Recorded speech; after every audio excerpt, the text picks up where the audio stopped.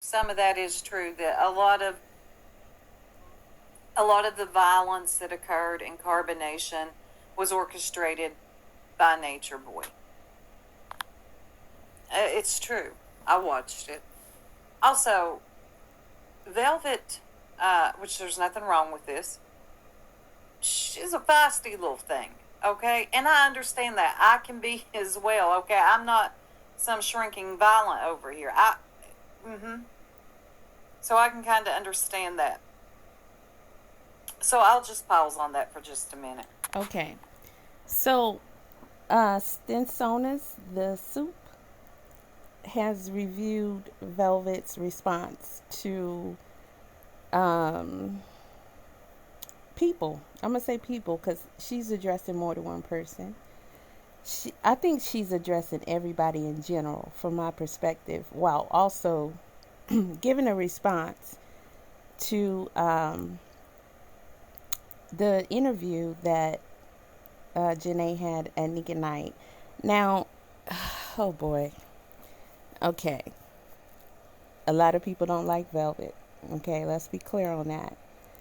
Um, a lot of people have been critical of her from her actions and everything, but guys, one thing I do believe is that we have to grow as well in our learnings and understanding capabilities.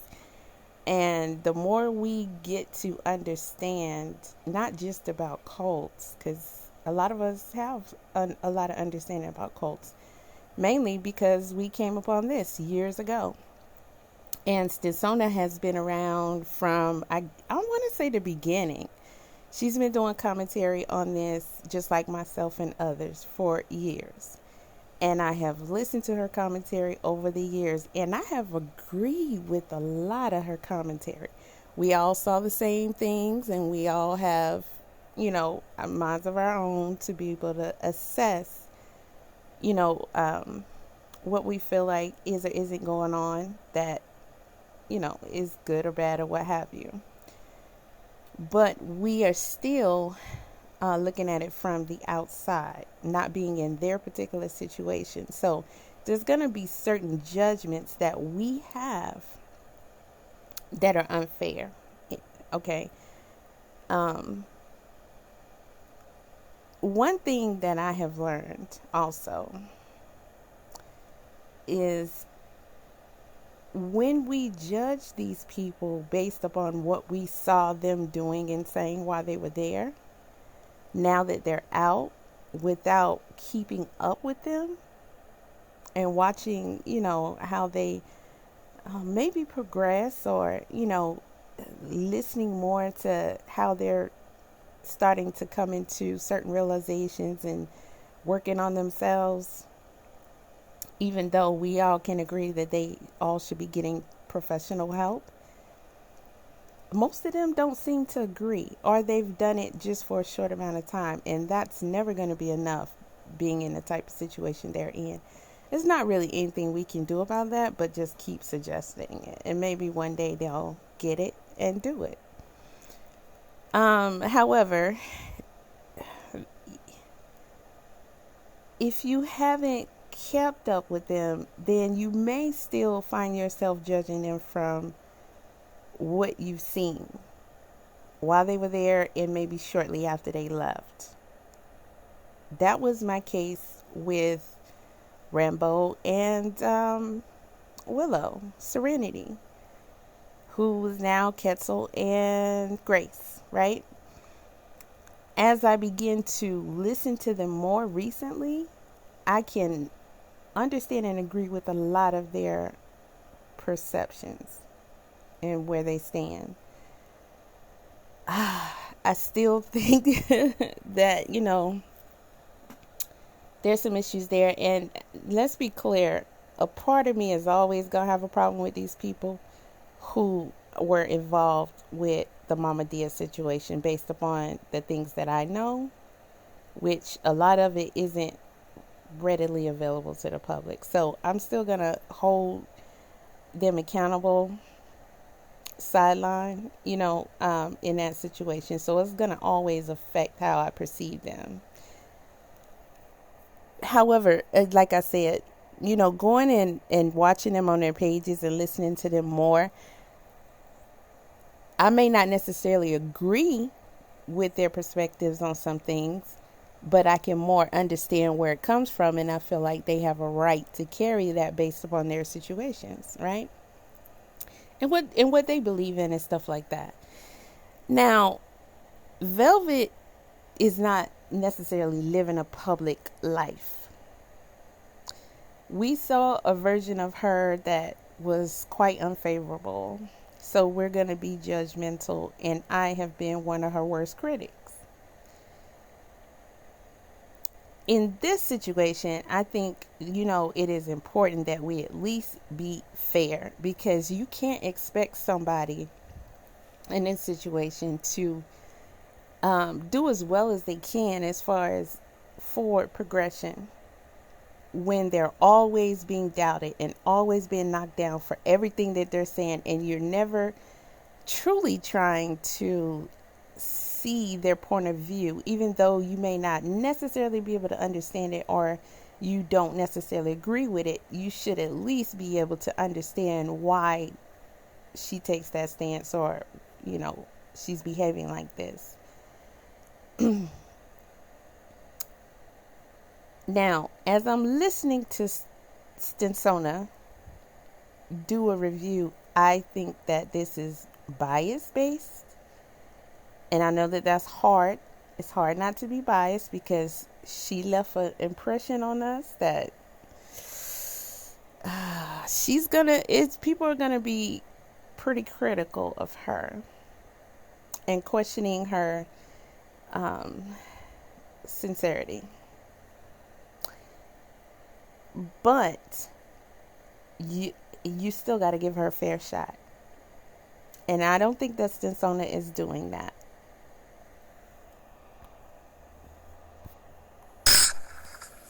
So,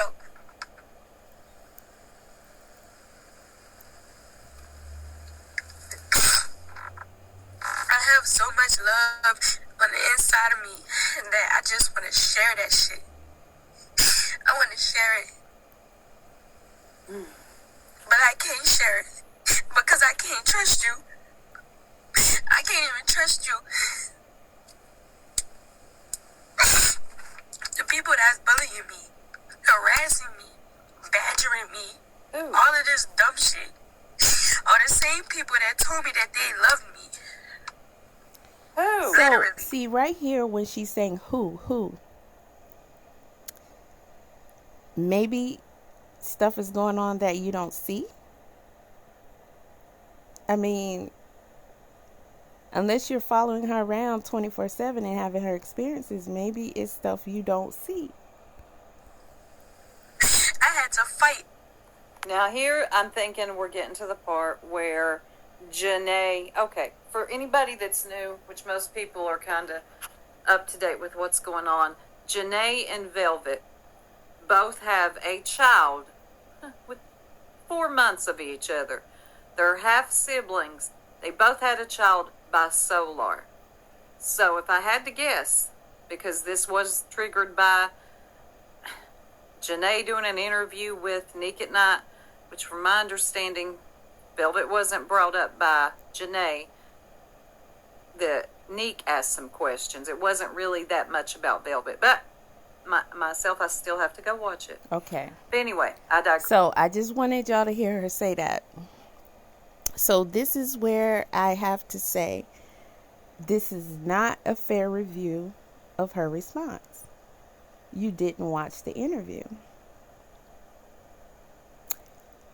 Even watching it in your biasness, because we all who have a viewpoint, one way or the other, are going to be somewhat biased going in. Even still, you can clearly see what happened. You can hear what happened. You can hear what was said. You don't have that information. So now you're judging her based upon your understanding of Velvet. And that's not fair to her.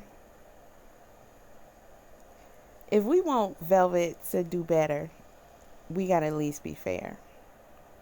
And every time that we're not fair, it contributes to more trauma for her. And it does not give her a fair shot to continue to progress, which I do think she is progressing. Maybe not at the pace people would like. I don't understand what kind of pace, you would expect. But we shouldn't really have any expectations. And I think that's part of the problem too. But again, you didn't watch the interview. So you don't even know what was said. You're going off of, I believe it happened this way. Okay, you're correct. Velvet was brought up by the interviewer. But what was her response? What was Janae's response that could have possibly triggered this response? To be fair, you must be equipped with that information so that you can hopefully try and put yourself in her shoes, whether we agree with what either of them are doing or saying or not. You still should equip yourself with both sides to be able to try and understand where Velvet might be coming from. And I think this is part of the problems that keeps her not wanting to fully present herself to build her brand and just keep going in life, in whatever public way she wants to, as she may want to, because it's always criticism, and a lot of times unfair criticism. And this is what I would consider unfair criticism, because you sound like how I would sound, how you have been sounding, how I have been sounding when we judge Velvet. Again, if we want her to grow, when are we going to start to give her some room to do that? And there's no room here with this type of judgment. There's no room. My thing is this. If y'all can allow other members to leave and basically, from what I'm seeing, treat them as if they're good now, their slate is clean. It's almost as if y'all just met this person, but you're also, congratulating them. I don't hear nobody really giving Velvet props for anything. And quite honestly, she could get props for a lot of stuff. And let's keep it real. Not everybody. She's had actions, that, we feel like are reckless, and we see the results, her children. But shout out to her for saying y'all not going to make her feel bad about that. And I understand where she's coming from with that. I mean, it's done now. So the understanding for me comes in to her being open and giving, some kind of insight as to why that may have occurred. Who hasn't been young and made mistakes before? Raise your hand. I mean, on your journey, your quest, seeking whatever. But nobody's given her credit for anything. I mean, at least while you're criticizing her, find something about what she's doing that you can say, it is good that you XYZ. We see you XYZ. Because let's be honest, she could be doing a whole lot worse. A whole lot worse. And I've done a review of Neek's video. I'm going to post that in a minute, but I'm just like, yeah, can y'all just give her a break? Like, be fair? Try to be fair? Because this isn't fair, in my opinion. It's just not. So what do you expect her to do when everything is being shot down. I see a lot of people in different comment sections saying, fake tears. She's making herself cry and all that stuff. Why can't it be genuine? If we gonna hold people to their past forever, we all be in trouble.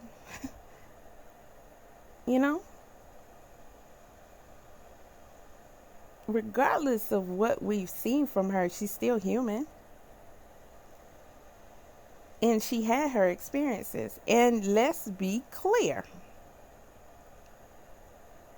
It's not that you can really judge abuse. But the stuff that she went through, saying it was traumatic is an understatement. I mean, let's see if any of us can endure being beat down by he almost 6'3", a whole dude, time and time again. We probably would have taken different actions, especially after the first time, but it happened to her. That was her experience. Along with the other types of abuse that, he put upon her. And remember, she was 19 when she went there. So, whatever actions and adjustments she may have made or felt like she had to make in order to try and make that situation work out, and the belief that it would have got better, and in her young mind, at the end of the day, we can't really fault these guys too much for anything that they did to try and survive in that situation or make it work out for them. Nobody else is getting this type of harsh judgments. So why Velvet? Why don't she get as much leeway as everybody else? People still saying she need to go to jail. I've even seen people today say, she should be in jail too, for right alongside of Eligio. Well, what do you have that will hold up in a court of law? Honestly. In reference to what he was charged with, you got nothing. She wasn't even there. And it's not her. That's not on her. Somebody said because she was queen, so she's equally responsible. Whew. I would never say equally responsible for anything. Never. That could never be true. That could never be true. Velvet did a lot of stuff to try and control him, and to some degree, she would win. But look at what it took for her to get her way sometimes, and that only lasted a second. At the end of the day, this dude is going to do what he wants to do. And if standing up for herself got her beat down, what would standing up for others do? What would going against anything do? Whether that be something that caused her to be abusive towards others. And although we don't like it, a lot of her abuse towards the other women still stems back to how Eligio was making her feel. Let's not forget, this guy, he was a terror. And he enjoyed putting these women against each other and creating situations with them to make them go against each other. That is something, for whatever reason, he took a lot of joy in. And watching the ugliness play out. And then he would turn around and blame one of them for their reaction, as if he didn't trigger it purposefully and cause it. And just like we saw him lie to her time and time again, I'm going to be monogamous. Come on back. It's going to be good. And then to turn around knowing we know he wasn't sticking to that, but somehow he had her thinking that. And then turn around and next thing she know, he's snatching up this one, snatching up that one and saying they going to be with us.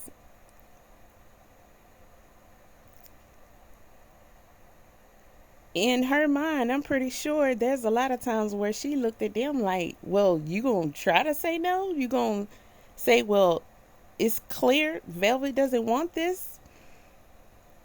There's plenty of videos where he was trying to continuously force her in this situation. And she tried to accept it, but it never was what could be considered as a normal poly relationship. He never did anything respectful. He would always create chaos in it and purposefully make her feel disrespected along with the other women.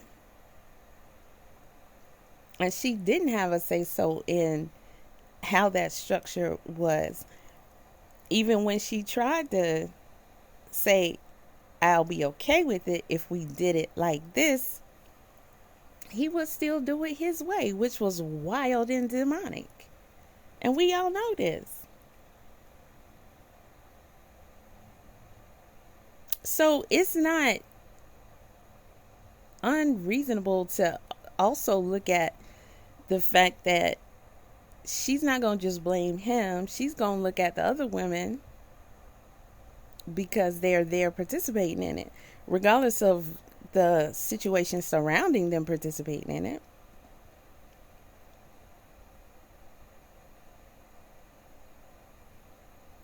So, I mean, I think that's who she's talking about, is Janae and Solar. We all knew back over a year ago when both of these women were pregnant. Well, Janae was pregnant and Solar was bouncing in between both of them, that this was going to be a mess. Now, I imagine as these women get older and get over it, they'll be fine. And their children, which are siblings, will be able to play and have fun. It's still fresh between them both. That's what I believe. Physically fight to protect myself and my children from men and women who said that they loved me, said that they cared about me, and they didn't do shit. When they watched me get beat many times, nobody talks about that shit at all. And you know what I do? Sit back in the cut. Okay. Look, I gotta keep it real here, and if you don't like it, here's where you exit. If the commentary didn't make you go already. Velvet, listen, you did the same thing as they did. No, they didn't protect you, and you did not protect them when it happened to them either. So it's not a competition of... I hate when I see victims of the same person try to, and I don't even know if that's what she's trying. It seems like she's trying to out-victimize herself. I was more of a victim. I feel they... Well, I think that, again, listening to the things that Janae have been saying, because it wasn't just Neek's interview, would help better understand why she's saying that. And it wasn't brought up on just by her. Like she wasn't the one. She's responding. From my perspective, she's responding. And even if she wasn't, let's be clear, y'all. Velvet has a right to say this. Okay. Regardless of who helped who didn't help who, we don't know. Unless these women get together and do therapy together and be able to be open to each other and express their true feelings outside of this situation and have, RNMs, like Nature Boy used to have with a therapist, they can better talk to each other about different things. And I'm pretty sure that there's situations where one woman tried to stick up for another in their own way when they're alone with him. It's not going to work because he going to be who he wants to be. And if you try to tell him he's wrong about something, no matter how you try and do it, he's going to take it out on you still, or be worse off with the other person. Just because he sees that it bothers you. And we do not know these things because we weren't there with them. Nobody was with her when she was alone with him. Nobody was with anybody else when they were alone with him. So we don't know how they tried to advocate for each other. But they can't fight him. One thing we can say about Velvet is she did fight him back. And that's sad that she was in that position, but she did fight him back. So if she'll fight for herself, I'm inclined to believe she'll try and stick up for the other women. She had more leeway to do it. He allowed her things that nobody else he would not allow. So I'm pretty sure she did try to advocate. I think a lot of people dismiss her when she say that. I've seen that always. And I don't doubt that she has tried to, because to convince him that hitting a woman is harsh and bad and wrong, and try a little tenderness helps not just the women, it helps her because he hitting her too. So if I can convince you not to hit another woman, then you're likely to not turn around and hit me too. Or maybe he would hit her more because he did beat her more. Either way, she got a right to say that. That was her truth. That is the truth. It's not about competition. It's about us, we, the people. Not allowing for either one of them to try and one up the other. That time has passed. That's something Eligio created, and they don't need to do that anymore. They can, in a helpful environment, exchange things that they felt and went through, but not in a way of, well, he didn't hit you 5 times a day. He didn't blah, blah, blah, blah, blah, blah.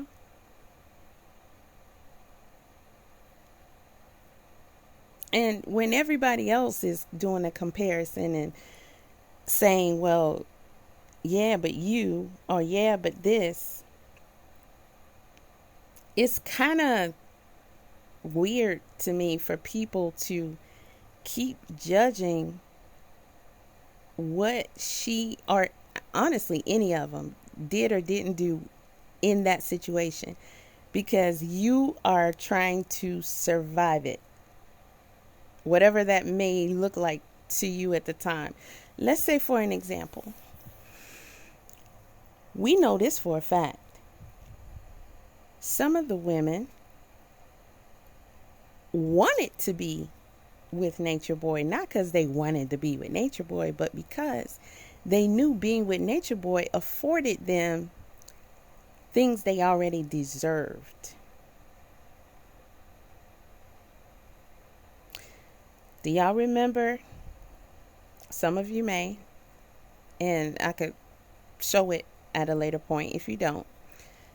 The video where one of the times he took Sheba back after she had the baby, and we know part of what he desired from people is to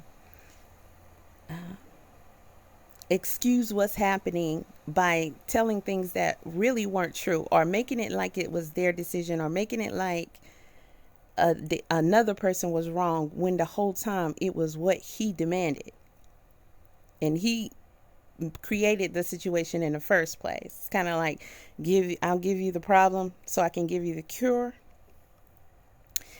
And he called True, and I think they were in separate locations at that time.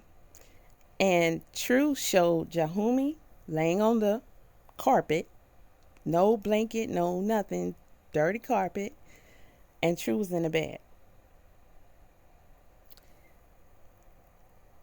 And he had True sit online while Sheba trashed True, who was there with her son that she wasn't even allowed to see. And in order to, in my opinion, get the haters, as he called them, or trolls or gang stalkers, off his butt so much about it, he had Sheba, and I'm pretty sure Sheba now can say, yes, that's what it was. He had her to really go in on True and make it seem like True was like, he was the one in control of how she even eats. She was saying stuff like, I had to be with Eligio because I wanted this and that, and I was skinny, and I was malnourished, and I wasn't eating right, my skin wasn't right, this, that, and the third. Now start with True showing baby Jahumi laying on that dirty carpet. These are the conditions they had to live in as the other guy's wife. That is your punishment for not being with Eligio. You did not eat as good as his wife. You did not get to, take care of yourself in a way that you basically deserve. That is an incentive to want to be his wife for better survival. We know True didn't control that. Eligio did. However, she sat there and put it all on True and was dogging him out. And True was like, what? What's going on here? Y'all woke me up for this? What are you saying? And she was really going in. So we gonna dog her out for that? I mean, I can do this 10 times over with different scenarios, different situations, different women. So we can do this with Velvet all day, but we can also do this with others. And we can also understand the situation that they were in, whether they should have left or whatever. That's what they were living in for whatever reasons. And we all know leaving wasn't easy. Again, do y'all remember that time? Because that's a very clear example. Very clear example of what was going on. This situation is too twisted to be, honestly, at this point, all that we know, blaming anybody for what they did or didn't do when they're in survival mode in that situation. And we know more of the way that system worked there.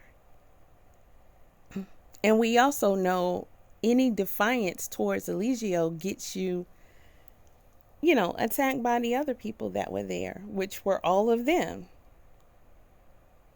So, again, y'all call them victims. They also victimized each other to be in his favor, to please him. Kind of like the overseer. Yeah, you mad because he being an overseer and you feel like he's a traitor and all that. But the way he look at it, I'm eating good. I'm sleeping good. I don't get beat down like y'all. I, can sleep in a bed. I can sleep in the house. I can, all this while you suffering. I'm not going through that. It's survival. We're all victims.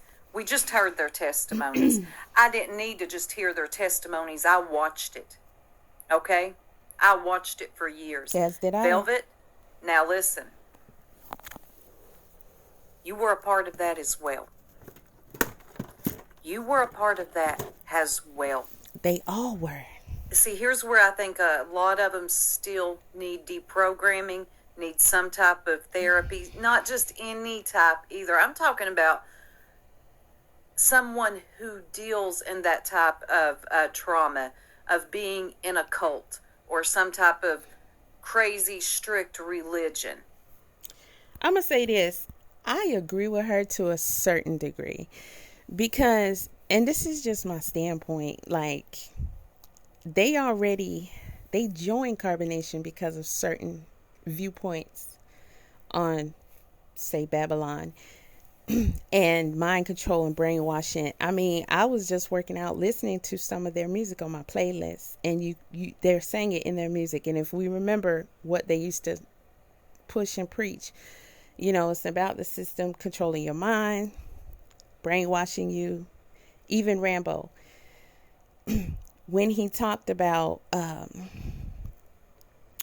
the trial, he disagreed with a lot of stuff, okay? And he was very explanatory in this. You can go to his Instagram and see, what he's been saying about it.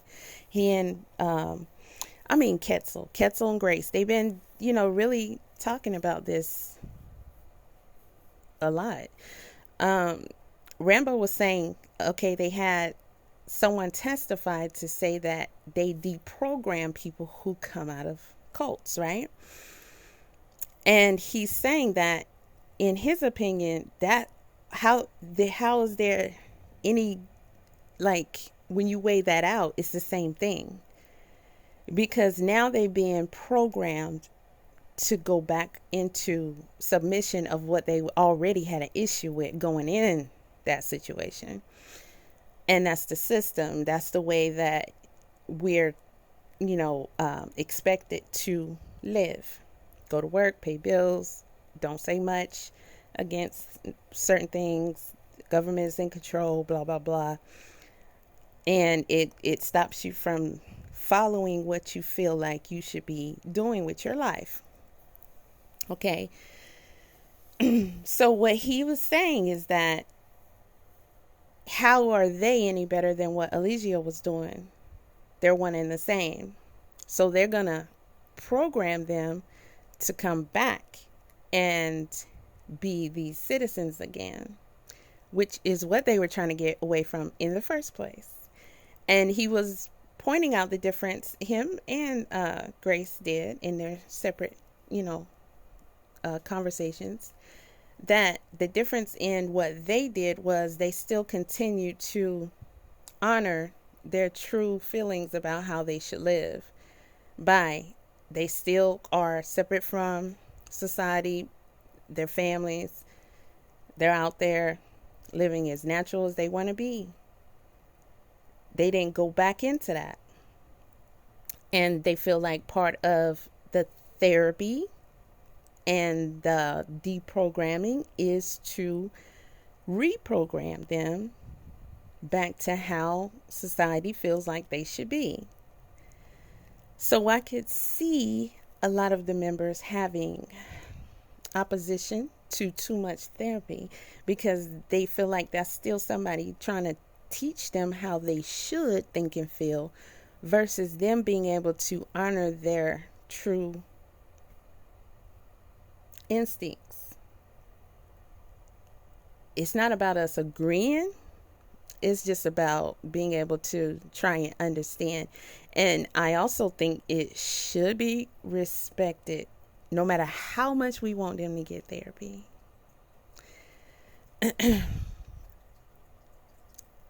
I don't necessarily think that type of therapy would be good for them or better for them than what they are, than them doing what they're doing on their own. I do think that in a professional environment, having them have like group sessions at some point, if they're in agreement to it, where someone is just there to say, okay, that's not fair, you're over talking them, or can you understand what this person is trying to say? Helping them to communicate and listen to each other and say, well, she's not accusing you of anything, or she's not saying anything to make you seem like you are bad. She's just saying this is what she went through and what she was feeling at that time. You don't have to take it like it's her bashing you right now or accusing you or blaming you. She's just saying, when he hit me and you was just standing there and you was kissing him right after while I'm over here crying and hurting, I felt like this. But to say, have someone tell them, well, yeah, that's not good. You want to throw that away and you want to think like this, or you should not do this or that. They're going to reject that for the most part. They didn't want that in the first place. And honestly, I don't know that somebody should be telling them how to think and feel. I think they have a right, regardless of what anybody agrees, to be able to figure out as much as they can on their own. And what that looks like to us might be a lot of mistakes made. And it's okay to give your judgments on it, but still respect that, they're still trying to figure it out. But the answer can't be, you need help, you need a professional. Because if that's the case, we all should be under constant professional therapy to tell us exactly how we should move and think and feel in everything in our lives. We wouldn't want that.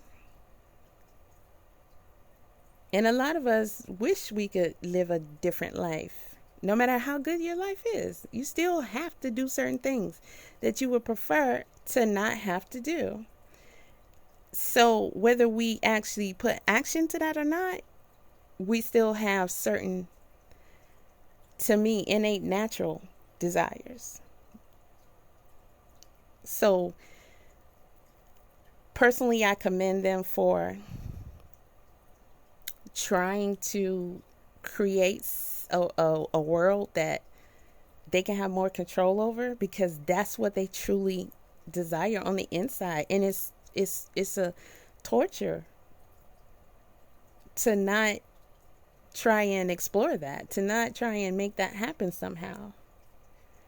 And the fact that they thought that they were getting that, a lot of people really looked at carbonation, which is one reason why they got so much support and donations. Like, oh wow, I can't do it, but I support you, and hopefully, this will turn out to really be good, and y'all will build something that can extend, and somehow I can participate.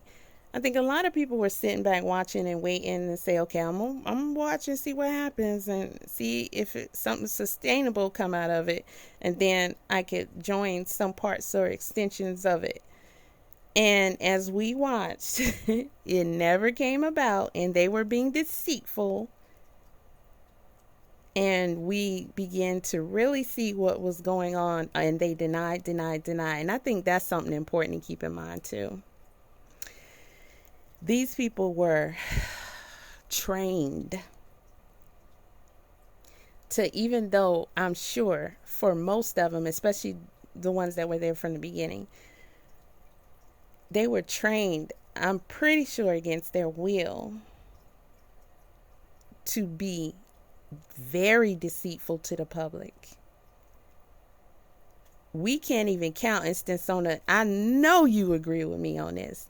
We cannot count on our hands and toes how many times we called them out saying, we know y'all not living in nature. We know y'all not living like y'all say we should live, and y'all bashing us for not living. We know you're not. We know this is going on. You're eating this when you're saying, oh, you look at you eat that, you eat that. They were so critical. We know you're drinking. We know you're smoking. We know. But you come on here, oh, you shouldn't do your body. We know you're not growing food. And we never saw them grow a thing. Even when they tried to show us a garden, who was it came out and said, yeah, maybe they dropped a watermelon seed and then did a video and said, oh, look, we're growing watermelons. I can pull up a video for pretty much anything that I can think of that we saw occur right before our eyes. These are people that were taught. They had nothing but time on their hands to orchestrate deception for us, because that was necessary to sustain their whole, whatever their whole system, whatever they was trying to do to keep y'all supporting them, to keep y'all donating, following them, believing in them, giving them more energy, more power. They were taught to do this. They strategized daily to do this, to come on here and pretend and lie to us that they were living a certain way. We cannot expect greatness out of these people today, tomorrow. And the comment about, you sure one day they're going to be fine in the What makes you sure of that? That is, in my opinion, more likely to not happen than to happen. And I think that's something people should just respect and let them work that out on their own, and not try to push it and not say, oh, they're siblings, you should da da da da. Yeah, but this is a different situation. It may be in everybody's best interest for them to just go their ways and do what they need to do. And maybe as adults, the children will find each other and connect. I don't really know if Janae or Velvet is going to be able to come, to harmony together. One of the main problems, in my opinion, is all of us. We can say we want this and be critical of one when they do this and critical of the other when they do this. But you should be I think everybody has a responsibility, whether you choose to accept it or not, to be very mindful, not just looking for content. I'm not saying that's what she's doing. Not at all. I've been around long enough, and I've seen her and listened to her long enough. I don't ever think that she has any bad intentions towards any of them. But I don't think that anybody should just do it for content, or because it's hot and piping right now, or at any time that it is, or just to be selfish and say, well, this is my viewpoint, so I'm going to say it. I think we have a responsibility to first analyze what we're perceiving. And before we give any comments, say, now what I'm going to say, how helpful is this really? And this may be my perception, but that doesn't make me right. You may not care about being wrong, but if you don't care about being wrong and you just gonna put it out there all willy-nilly, then you should take some responsibility for the way things develop, because you are indeed a part of it. These people were very public with their lives, and they forced that on us. So them expecting us to bow out now is not going to happen, you know, especially when they're still making things public. But we have just as much responsibility as we expect them to have in, you know, them evolving into better people. Not saying that they're bad people, but, you know, in their, you know, growth, and it's just kind of hard to see these two, Janae and Velvet, having a fighting chance with the way people are dealing with this situation. It's hard to see. And in this case, I do feel like people are giving Velvet a disadvantage that honestly she does not deserve. And this is from one of her worst critics now, because I did not ever hesitate to get at her. Okay, I got videos on my hard drive on another device that I don't even use anymore, to where I've criticized her so much. Everything I saw, every step of the way, she's shown us a lot. She's given us a lot to criticize.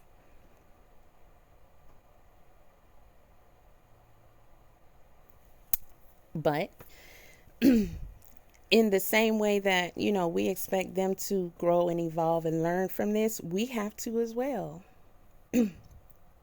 And that comes with taking the responsibility for trying to understand more about what kind of situation they were in. I do agree with Janae when I didn't originally, when she said, watch this, watch that. A lot of people may not have watched these documentaries on cults. I put out some documentaries over the years while doing commentary on this, and YouTube didn't let a lot of it pass. They said it was it was the wrong type of content for the platform, which they've always been discriminatory, because all of this then wouldn't be able to go, you know. It wasn't about copyright. It was about them not wanting that content to be pushed. And by me wanting to enforce my commentary on carbonation, period, because that's not what my channel was about, and still isn't to this day, it permanently put me in a position with YouTube that I would have to start another channel and, you know, hope and pray from there, because they still know who you are. But that, me being insistent upon commentating on this, because it was just too mind-blowing. And a lot of us, to some degree, wanted to be a part of making it clear, this is not okay. We're not going for this. And we're going to do whatever we feel like we can to put the kibosh on it. So it's kind of hard. For me, it was impossible to sit back and watch it and not say anything, at the very least. But I disagreed with Janae at that time, mainly because of my biasness against her and what I feel like she's doing. However, in hindsight, I do think that people should check out some documentaries on cults, because now that I'm looking at it differently and seeing how people, you know, are reacting with, you know, the members, and especially the Janae and Velvet thing, I think it would be best to better understand, like, say, for instance, with Velvet, to be able to better understand what type of position she may have been in versus what we know on the outside, not being in it, which would help us better understand, even though we still don't agree with it, a lot of her actions and ways. And it still goes deeper than that, because a lot of us aren't the type of professionals who would have, the academics and research and all that, the professionalism to really deeply understand overall this person. I think that it's dismissive and it is cruel to disregard her when she's coming on here and being open and saying, oh, she's trying to be the biggest victim or a victim or whatever. Even when she says, I'm not a victim, and then in the next breath victimizes herself. And a commenter said this today, and I get it. And I do see in 1 minute she say, I'm not a victim. And then the next minute she's crying and she's telling you about how she has been victimized, not only in this cult, but in her life. It makes sense to me, because to me, that is her trying to say to herself and to y'all, I'm strong. Look at all I've been through, and I will continue to be strong. And I'm not gonna be a victim. However, this is my experience. This is my story. This is my life. And these things have happened to me. I think it's important to allow her to do that, because she is being open with everybody. And she's saying, you don't like me, you judge me, but these are some of the reasons why I became how I am. When we listen to Eligio, as he's done over the years, talk about Aya and why he hasn't had a certain connection with her, and how he despises how she is robotic when he's intimate with her. No face, no noise. And he be talking about, I'm trying my best to make her scream, and she just lay there like a dead fish, just looking at me, and it's weird when he says stuff like that. Where does that come from? I don't think people say, well, dang, Aya, you got to get into it. Aya, you need to. No, I think people are able to understand, well, we don't know her whole story, but we do know that before she went there, she was what? A worker? I think we can all understand what kind of mode she might have had to get into to be able to do that with stranger after stranger after stranger after stranger. Because you can say, I couldn't do that. So how can she do that? Maybe by being the same way she was with Eligio. But time and time again, Aya is still rooting for this dude. She's still there. She's one of the last ones standing. She is determined not to leave this dude. We saw Aya try to get Eliana out of there so she can be queen or chiefess at the time. She wanted Eligio to be with just her. She was still seeking, and she said herself, that one-on-one love, that admiration from a guy, that romance, all that stuff. And he would often respond to her, well, you don't show me that. When I'm with you, you just like, like you have no human connection, no feelings, no nothing.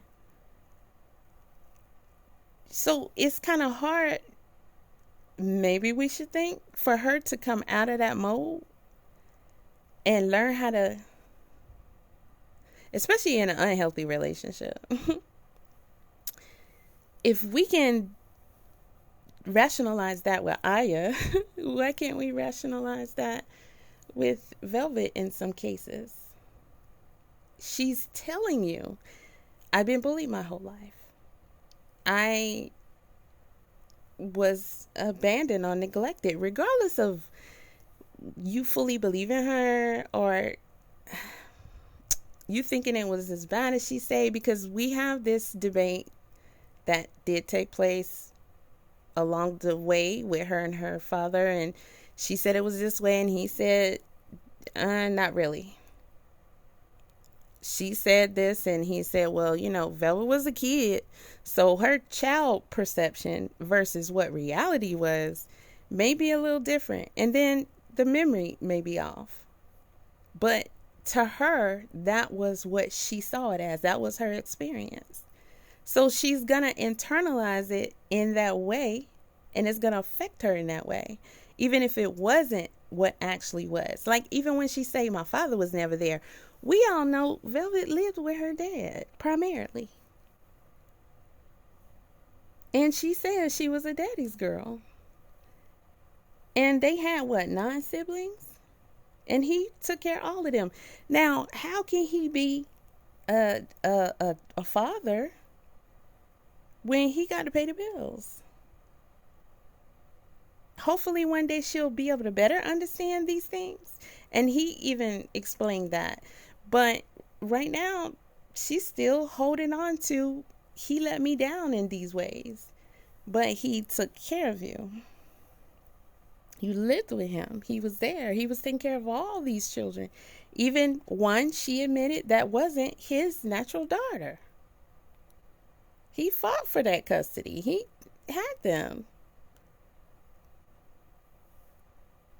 She even faults him for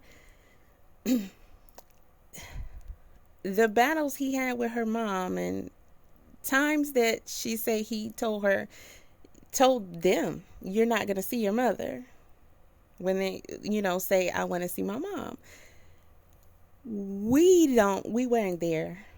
We don't know what their adult situation was. We just know how it affected her as a child. So she has her perception on it. And these are conversations, deep conversations that she should have had with him when she came back, to try and hear his side of it, and then take the time to try and understand what that was like on his end, so that she can stop pointing the finger at him and blaming him, because she is doing that, and that is terribly affecting her, and it is allowing her to victimize herself. We all have had experiences in childhood that we felt like was unjust and we deserve better. And maybe it wasn't for the reasons we thought, or it wasn't the situation we perceived it to be. But he's not here anymore. So that time is gone. And I can hear in her, while talking about it now, she's starting to come to some point where she's, and this is my perception, she's starting to really look at herself in what she didn't allow space for with him, that she can never do. That's just what I'm seeing. And she's sharing it with the internet. But she's getting bashed for all of this. And I'm just like, that's destructive. That's destructive. When the reaction was had here towards her saying she has a lot of love, she wants to share it, why can that not be genuine? Again, she is a human, and I think she has found it difficult to be able to long term and in a healthy way do that with someone in her life, regardless of who it is. She's had a long list of traumatic relationships, regardless of what she's contributed to it. But hopefully she'll come along to find the way to do that. And what I'm hearing her say also is with her children, she says she's not going to let y'all judge her. She was trying to create a family. of love. And, that she went about it the wrong way. That wasn't going to get her the results she needed. But that was, from what I'm hearing, it was her mindset going in, regardless of the method and the results, right? But the results leaves her even more saddened and traumatized from it. So I'm not a victim, but I am a victim because of a lot of things that she's mentioned.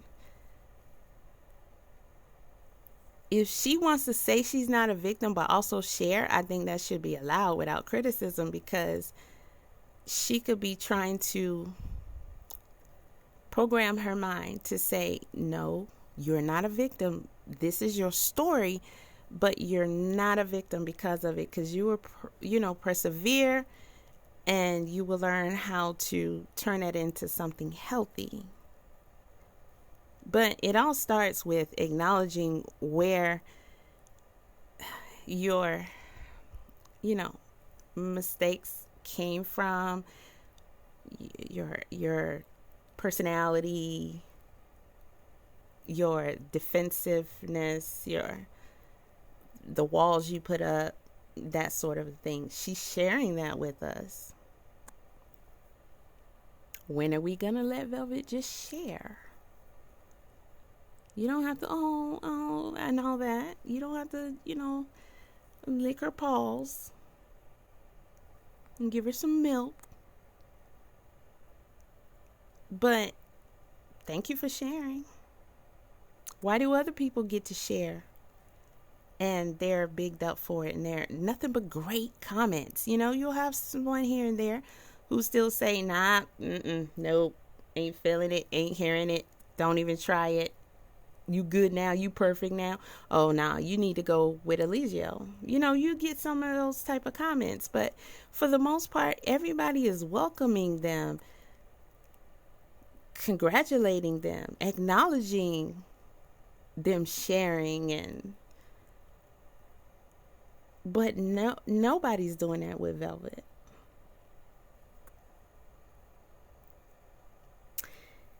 If I can do it. I know a lot of y'all heard my commentary on her over the years.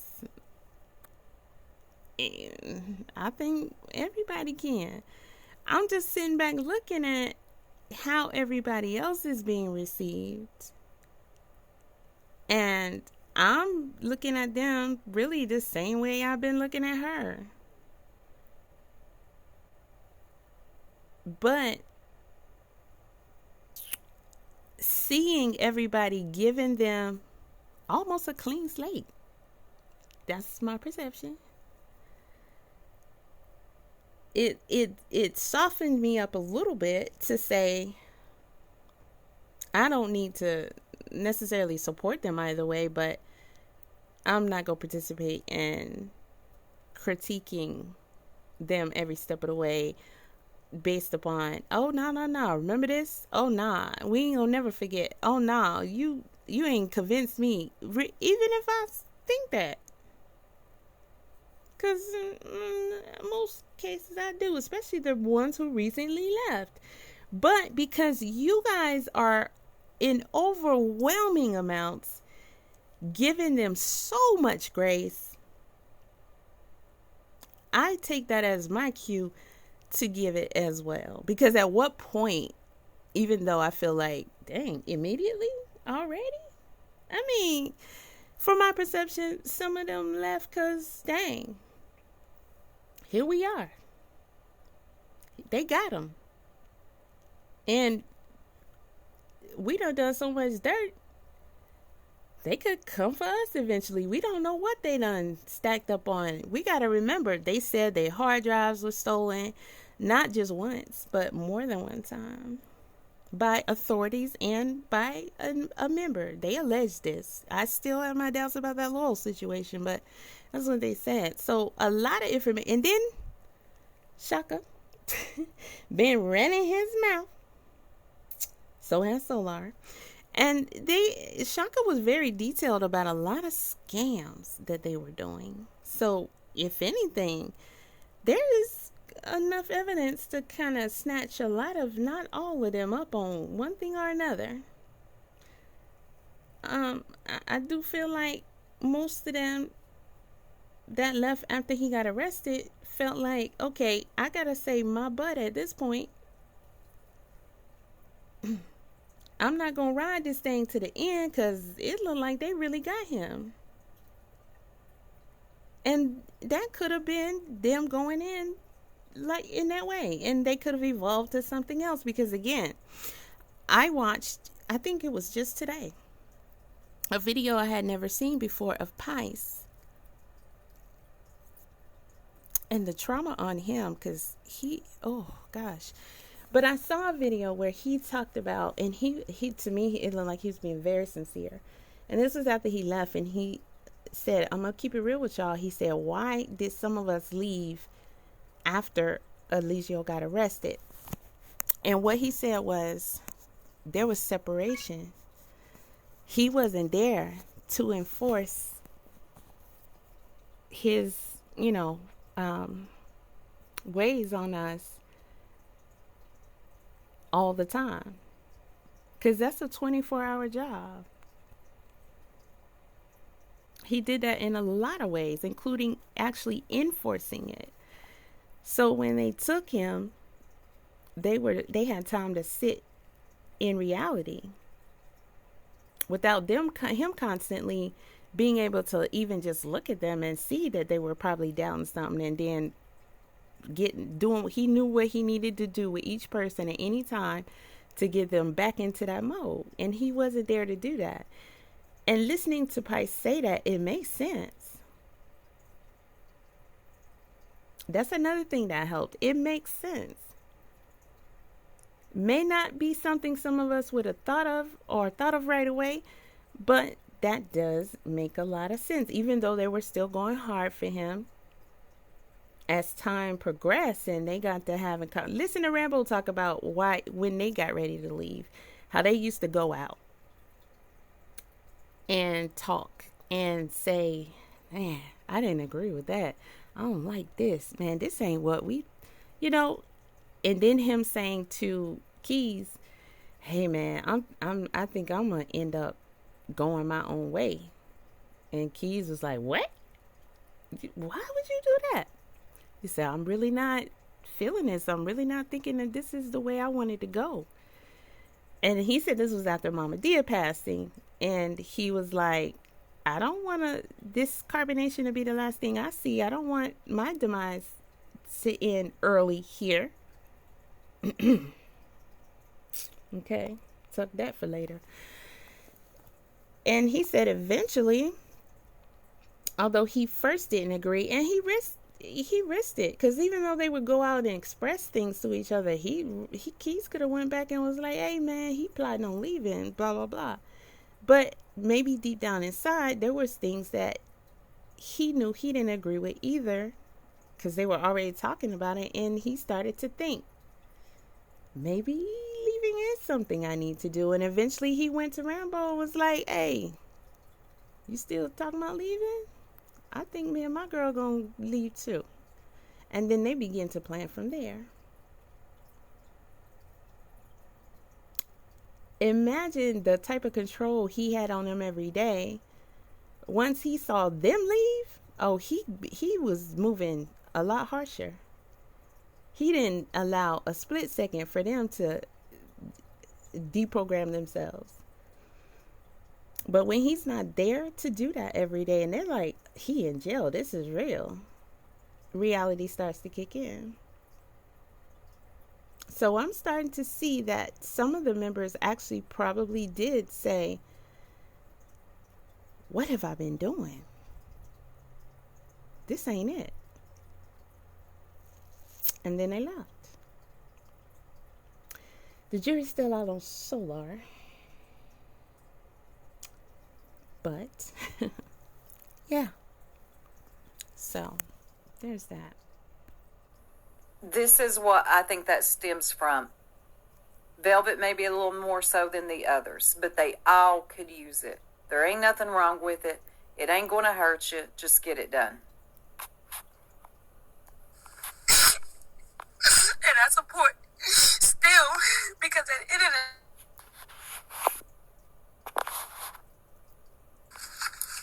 when you in a position where you gotta fight people physically to protect yourself, because a motherfucker is ordering them to do shit and say shit and be some kind of way, you won't ever know what that feel like until you in that position. Okay. That's a very important point that Velvet made right there. And nobody can refute that in any way. I'm sorry. It's not possible. She's telling you straight up. He had all of them doing things against each other. And mind you, Velvet was public enemy number one, not just to the viewers, but in the house. They all, they begin to express their thoughts on her more, that the more time she left. And Eligio allowed them to do that because he was like, okay, you want to keep leaving? I'm going to let them get at you. And they were starting to really tell how they felt about her. Queen Eliana my foot. And a lot of times they was like, we don't want her to come back here. So she was public enemy everywhere. So yeah, you're going to always be at odds with people. Ever know what it's like. Ever. Velvet, I don't know if anyone out here, except people that have been in your shoes, which they have, there's people that, Velvet, you're not alone. There's a lot of people that's been in your situation. Yeah. Unfortunately. Yeah. And this is the thing I have. I'm not getting ready to get into that, but I'm just going to say I have. Okay. Maybe at some point I will. That is one thing that bothers me about her. She does speak to everybody as if because we weren't in carbonation, we never was in that type of situation. Even if it wasn't a cult situation, which again, that was my situation.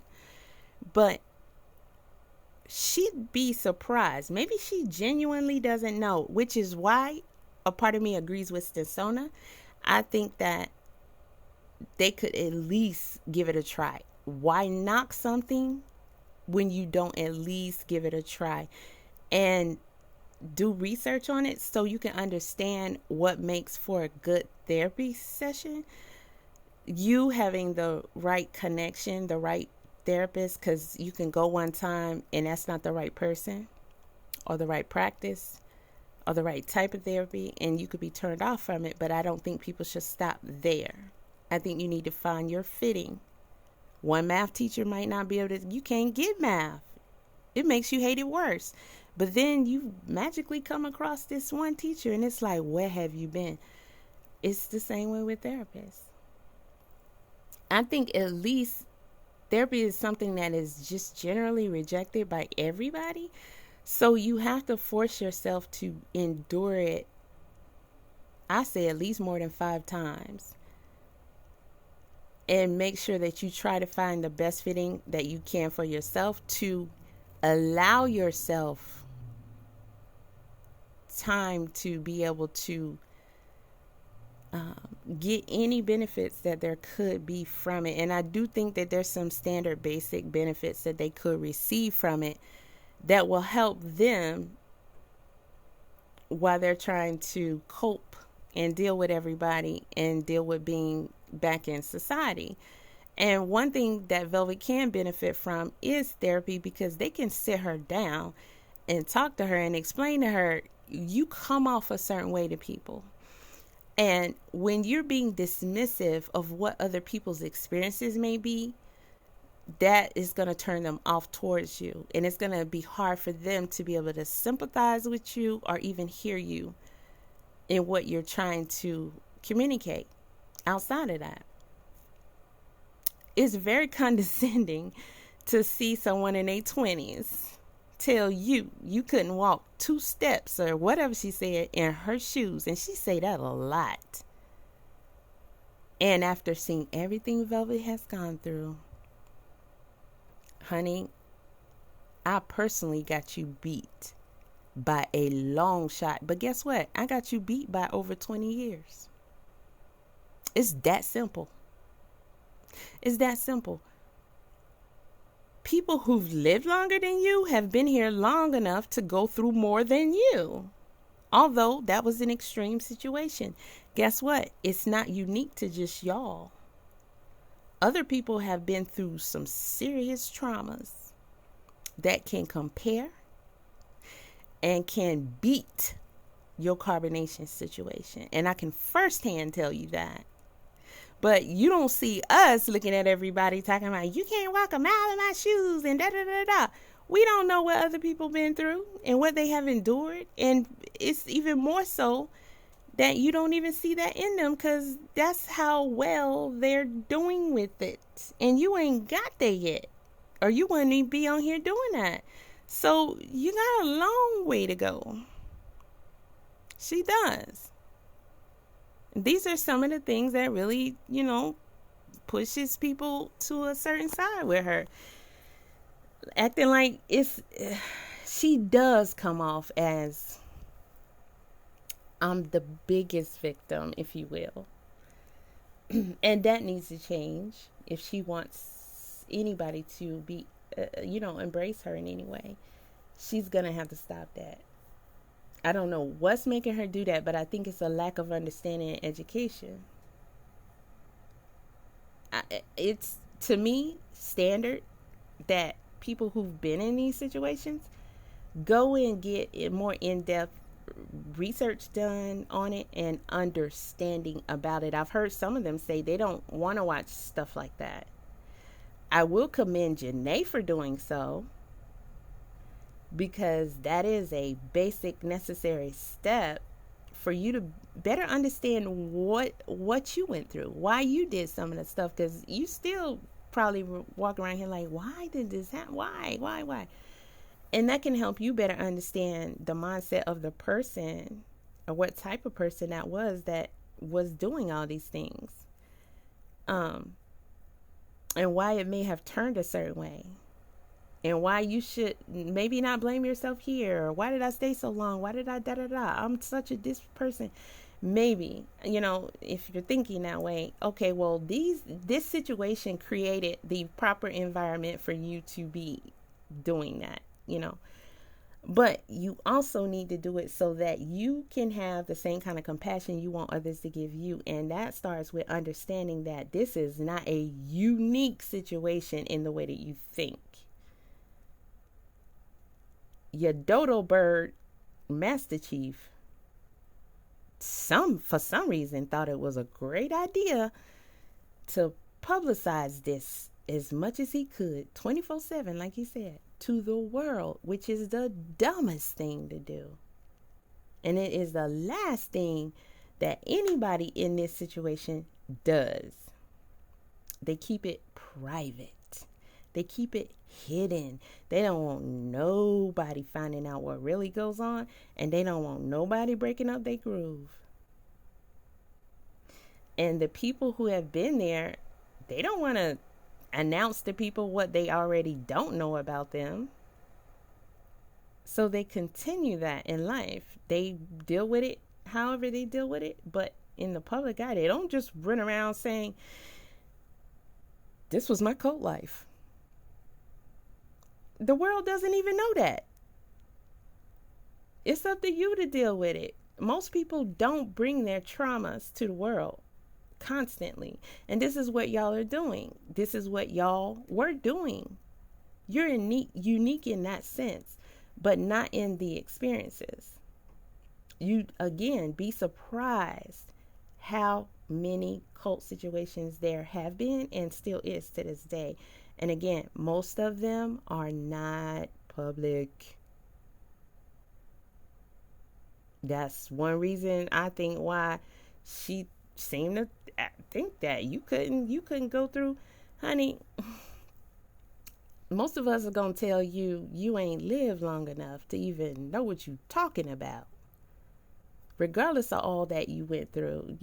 Cause it shows by you saying something like that. You don't know what people younger than you went through, much less somebody who been on this earth long enough to have scenario after scenario. You don't know. But I don't think anyone is out here trying to. Let me just stop for a minute. I've had compassion. I've had compassion. I forgave and forgave and forgave and forgave and forgave and forgave and forgave and forgave and forgave. Anything I've ever done, it wasn't ever because of someone else. It was always because of my heart. That's what my heart led me to do. I felt like that was right at the time. And even though it was a bad decision, because yes, it was a bad fucking decision, I'm still taking care of my own. When people say she don't take accountability, that's accountability right there. That's what accountability looks like. It don't need no explanation what she just said. We gotta acknowledge that. Y'all saying Janae took accountability, which anywho. Still getting it out the mud. Oh God. My Okay. babies still need. Stinsona, why did you say, oh God? What was incorrect about what she said just now? See, this is what I'm saying. She just said anything she did, she thought it was right and necessary at the time, right? Even if it was wrong, that's her taking accountability. Period. She's saying she's still getting it out the mud. Where is she not? I'm confused. Where is she not getting it out the mud? We not gonna act like this girl ain't 20-something years old with 3 different children with 3 different fathers that I don't know about Avi's father, but we know Eligio and Solar ain't doing nothing. They not there to help her physically, and they not helping her financially. And they seem to be doing fine. Anytime we see these children on social media, they looking real good. It doesn't attest for everything, but we're not there for everything. But from what we see, it started out rough, and it's not looking as rough as it was. We can't give Velvet credit for that, y'all. Come on now. I mean, seriously, I on behalf of the children, you got to give that girl credit where she's progressing, obviously progressing. We saw this girl and her children place to place, moving every second, questionable places, leaving them here and there. It was just rough and wild. People been calling social services on her, and it looked like she's being pretty stable right now, and she is making them her priority now, instead of chasing what, as Nature Boy, he said she was out there trying to get him out of her system, and that probably was a lot of what was going on. But she's starting to, embrace motherhood from what I can see. And again, she got 3. We haven't seen her on here begging for donations for, oh, I gotta move, or I need this, I need that. She's finding some other ways, which is what I thought everybody wanted her to start doing. It starts there. Instead of the whole coming on here, we know how she manipulated and talk junk, but then the next minute, played this sob role so y'all can donate, so she could tell you, I'm going through this, and expecting y'all to take care of all her problems as they learned in carbonation to do. she's off in her own space, being quiet and making it shake. We're not going to act like that's not true. We're not going to sit up here and discredit or downplay her obvious progression. It's a great start. Velvet ain't been gone 10, 20 years. And the whole situation was still clear and present, even with this conviction. It would never impact someone as much as her. She was married to the guy. She was in love with the guy. She had a child with the guy. She has a child with the guy who looks exactly like him. And that child, that's her father. I mean, and Velvet ain't in nobody's crazy house. She ain't out here with a needle in her arm. This dude, we thought Velvet was gonna take that kind of route. We thought she was gonna be out here strung out and just gone with the wind, the way she was carrying on when she left.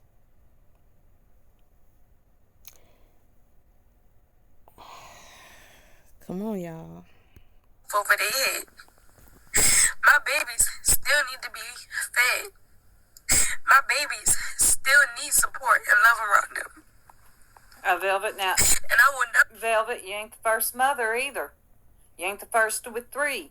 You are not the first woman or mother on this earth to, as you say, you have to get it out the mud, and your children need these things. This is I true. don't know, y'all. Maybe she just needs to get this off of her chest. This is true. But I have seen this in Velvet before. Yes, we have. And I can't really say nothing about her feeling the need to say that, because I do think that it was necessary for her to say that. And I understand why she said it.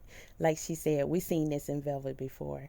And we know that pattern with her. And it comes with the mindset as if she want to be treated like she's the only one in that situation. And it does come off as she do want you to give her that credit, which I think in this case it's important to do.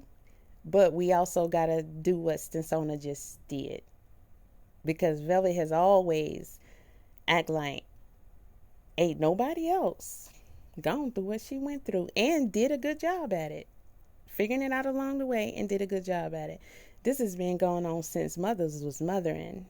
So Velvet, you got to learn that. I don't know why you don't know that, but I think that would also help you better understand from your parents' perspective, based upon the criticisms I've heard you give them in the past, which I think is a bit harsh. We all can be that way towards our parents because we feel like this should have been this way. Well, now that you're going through it, do you have it a little different perspective? Maybe. The motherfucker who sits in front of the world on any accord. On any accord. It's coming out. Okay. And call a child a demon. She about to get her. Ooh. She gonna hit that pause button in a minute, Velvet. You gonna have to straighten up How now. many times I got physically abused for protecting life? Fuck out of here. Fuck out of here. Fuck out of here. You know when somebody been abused. Bitch, you don't act like you abused. You don't. When a woman is down, you never put her down. I've had my fair share of putting a woman down when she was down. Yep. At one point in time in my life. Was that the right thing to do? No. Even if she did come for me, I still shouldn't have never did it. Because she was never my problem. He was. And then that's her taking accountability again. But when I thought Stinsona was gonna get her, but she let her breathe on that one. But I'm not gonna do it. Velvet, when you talk about you protected your children, this is my perspective. I think Velvet did eventually start to stand up for her children, and that happened with Solar. There's a lot she's never gonna tell us, but we pretty much guess what it was. And Velvet really shouldn't be getting no criticism about her not even being interested in Solar being around, based upon what we all feel like we know about how he truly was over there. When she say he's just like Eligio, we gotta believe her, but he's still getting, and I think that's part of her trigger too. Solar is everywhere. He's doing just as much touring, if not more, than Janae right now. And he's getting all these accolades and he's getting praises of the day. But I'm yet to really hear somebody get at him about his responsibility with the children he made, or question him about his abuse to Zoka, Janae, Velvet, and Velvet's children. Also, his participation at the time in his own daughter's demise. They want to turn around and solely blame it on Eligio. Now, this is all going kind of off into, but I think it's necessary because I'm saying, from my perspective, Velvet eventually stood her ground for the children. I think that's progress. And she made it clear with Solar, you're not over here, not mine. Bye. Before you be in the ground or in jail with Eligio. But, Velvet, you have a past that we all know about of being the same. I'm gonna let you breathe on that, because there are a lot of factors at play here, and I think you passed that now. I hope so. But you have a past, and this particular type of past that we're talking on right now is the reason why it is almost impossible for a lot of us to give you any slack or look at you any kind of other way.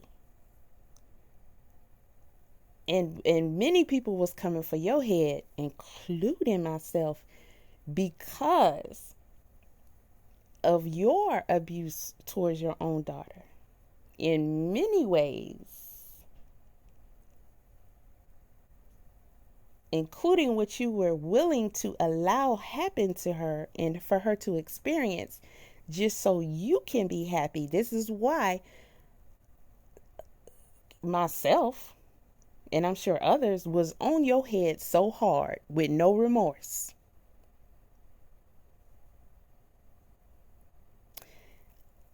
To be honest, y'all, I even side-eye her being somewhat trying to be covert, because I don't trust her not being in the public eye with them children. We've seen too much. We know too much about her. So how does one change from that? With so many factors at play, so many reasons for her to feel resentment towards them, regardless of what she portrays publicly, after everything we've seen from her and we know about her and what she's capable of. How can we truly know that they're really safe with her behind closed doors? That one is a tough one, which is, honestly, I gotta be real with y'all. That's my biggest concern, and that is another reason why I really think it's important to push towards her getting better. Because listen, with Eligio, if he's gonna take something out on someone else, you can imagine her being able to do the same thing, which we've already known her to do. So any public criticism that causes her stress or upset, frustration with this situation or anything, she could go home and shut off her devices, and who's there? Who is there? They always say we abuse the ones closest to us because they just happen to be there, whether you realize it or not. Which is another reason why I think, above anybody, there should be some kind of interference in her life by departments. Because too much was deemed normal to trust that she knows how to truly keep them safe, including from her. So, me having such a big concern for how she may be treating them, I think that's even more reason to want to contribute to her being a healthier person. Because the more she can relax her brain in a healthy thought pattern, then she can look and say, you know what? I'm wrong for reacting this way. I'm wrong for doing this. Maybe I do need to seek some help or get some classes or something, because I need to stop myself from inflicting the same kind of pains that, I didn't want other people to do. I'm not sure why anybody is not really more so concerned about her being with those children. And I know a lot of people have been. Y'all been reporting her. And what did she do? She basically went into hiding. That's what she did. When she's saying she over there minding her business, honestly, her not being so open on the internet is because she want to shut everybody out from being able to see anything. We don't see her with Solar's son. I just found out it was a boy. I was like, did she have a girl? Well, I'm assuming she had a girl until I started hearing people say it was a boy. I ain't seen the baby. I don't know about y'all, but for me, that's questionable. Like, to this day, it's questionable. A part of me thinks y'all call her a narcissist. So I think that is that type of behavior, like to spite Solar. You can't see him here and you won't see him online either. So you won't be able to see him. I think it's probably part of that, but I also think it's because people been calling her out on her abuse and reporting her. So her being covert doesn't stop it. It just makes it so where we can't see it. And I'm hearing her communicate, she's frustrated about people hindering her ability to possibly thrive as a brand on social media by bullying her perspective, talking about her, criticizing her. It paints her in a bad light, which makes it hard for her to feel confident, and it makes people not support her more so as they would be coming at her every second. If she's frustrated about that, what's she gonna do with that frustration? And we don't see nothing now. We saw a salad for like a minute and a half. What's that? Y'all describe Solar's son to me. Right now, present day, describe him. Does he look just like his sister? Do y'all know? No. What kind of outfits you seen him in? You don't know. How much hair he got on his head? What's his progress right now? What is he? How old is that baby now? Janae's baby's 5 months, maybe? So her baby, ooh. Janae's baby gotta be older than that.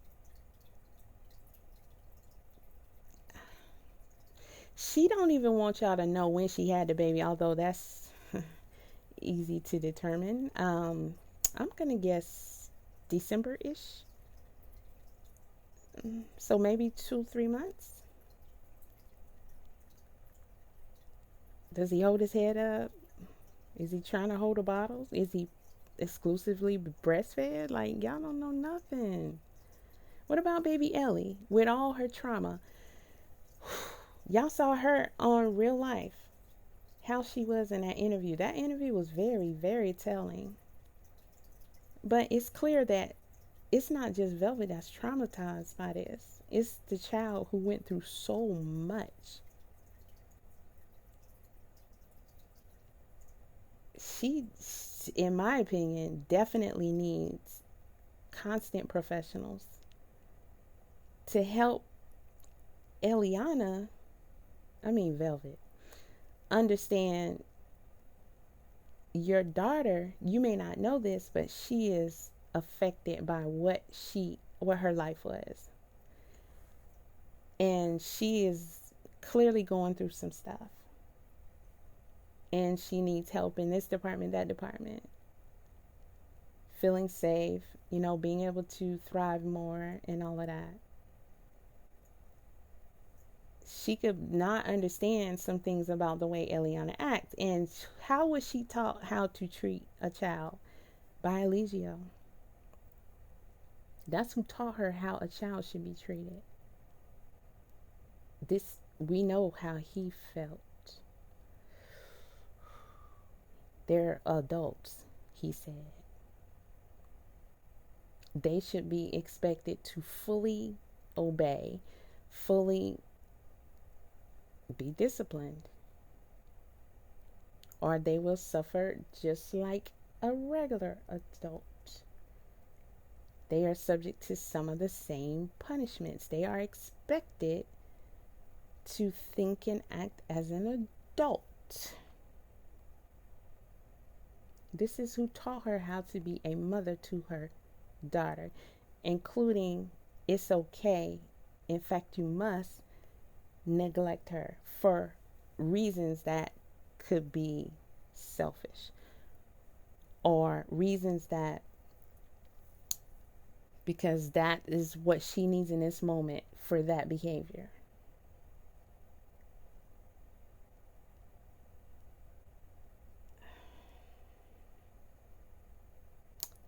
I don't know, but someone who has mini Eligio, I think that she should be treated with kid gloves. That's a scary thought to me. And then Solar being the father of her other child, and how she clearly feels about Solar now.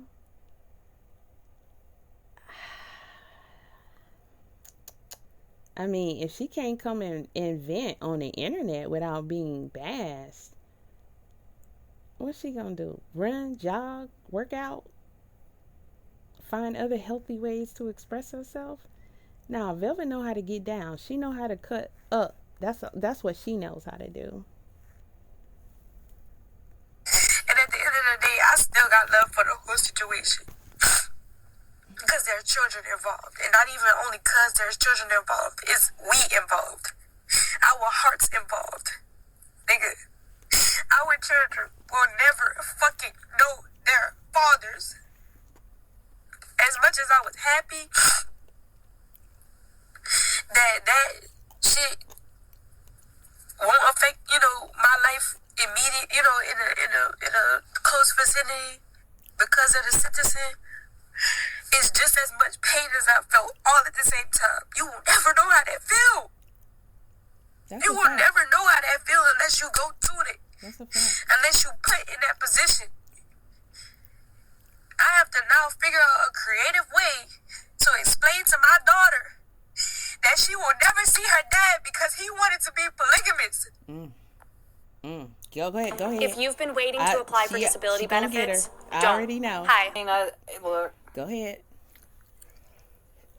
Velvet, unfortunately, you ain't the first who's had to do that either.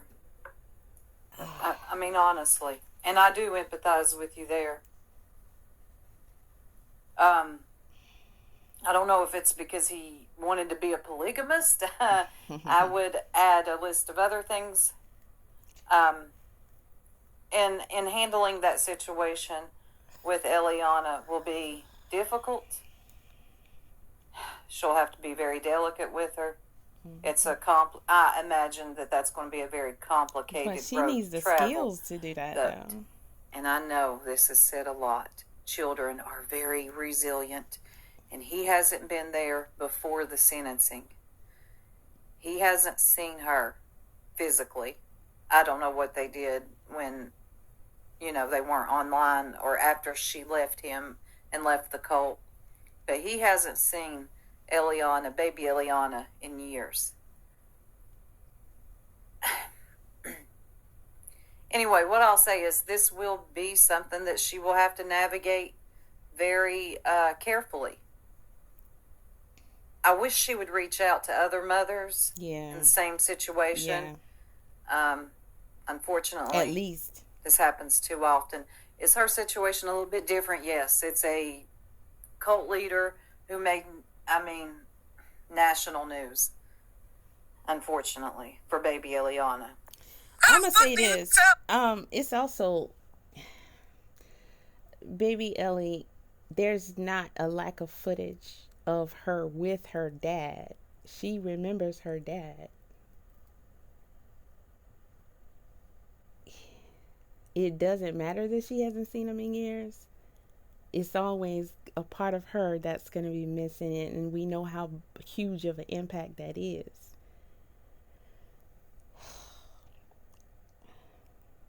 I wish she would have got on the because he was polygamous part a little bit more. Because let's all be transparent here. We have never not said that the only reason Velvet was not with Eligio is because of the way he was trying to do polygamy. And Velvet has said this a few times. I think she even said it in her testimony. This is her overall view of the situation. Let's be clear. Which is a problem, but she's not far off from the truth. But it's still a problem because in her perspective, this is why I say I don't think her and Janae will ever. The fact that he kept wanting to be with these women is the fact why carbonation fell in her eyes and why she wasn't able to stay with him. She could not handle that situation. And who can blame? Who could? The way he was, That's her view over anything else that took place. That is maybe second thought to her. I don't even think she considers it. I don't even think she cares about it. I'm just being honest. I think the only thing that matters to her is if he wouldn't have kept trying to push his version of polygamy, everything would be fine. That's truly the way I feel like she sees it, which that's a problem within itself. However, she's not that far off from the truth because like her father, Velvet's father, said when he was on here, his demons, he said Eligio has 6 demons to feed the 7th demon. And he named up at to that time the different names that Eligio has had. And it was 6. And he said they all work to feed Tyrese. And that's what we have seen. And what took him out? His sexual deviances. What got him life? RAPE. He had to enforce that, feeding that demon. One last time, when any rational mindset or any one of his other personalities could have said, "Hey, Bo, not this time. Just let her go." Nah, Tyrese was so empowered that he just kept getting worse and worse and worse and worse. All of his behaviors, everything was based around feeding that demon. All of their porn and even posting it for free and publicly. The OnlyFans, the Twitter, all the other sites. He's been feeding that demon for a long time. If he was fighting against that demon more, they probably would still be going strong right now. And probably wouldn't have went so far off in the direction that they did.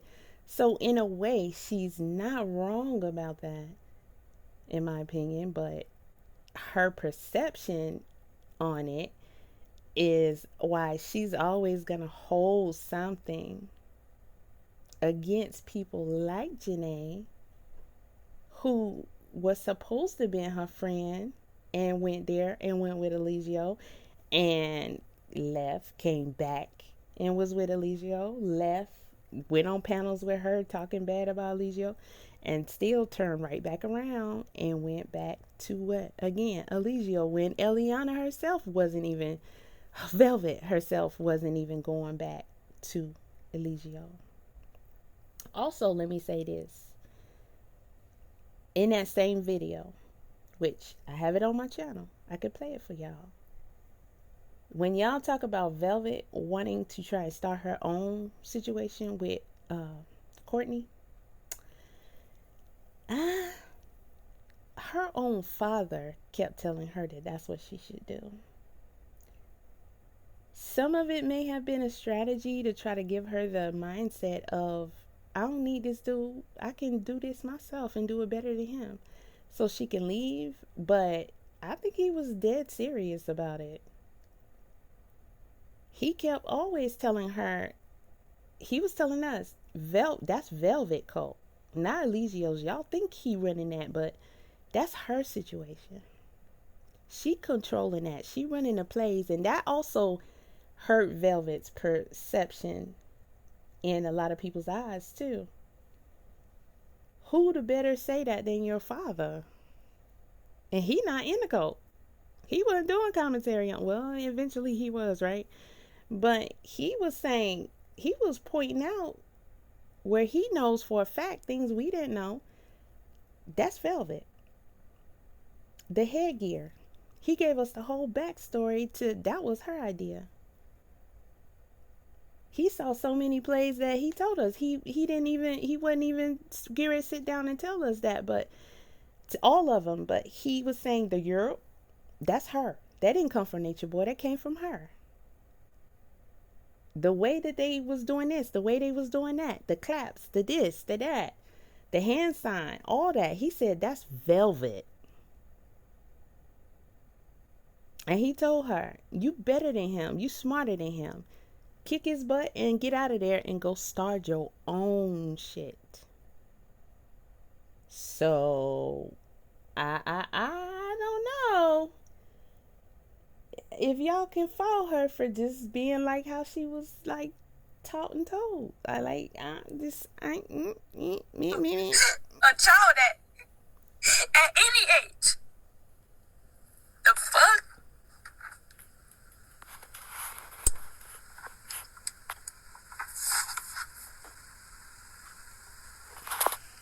No one said it would be easy, Bill. The women is not the problem, man.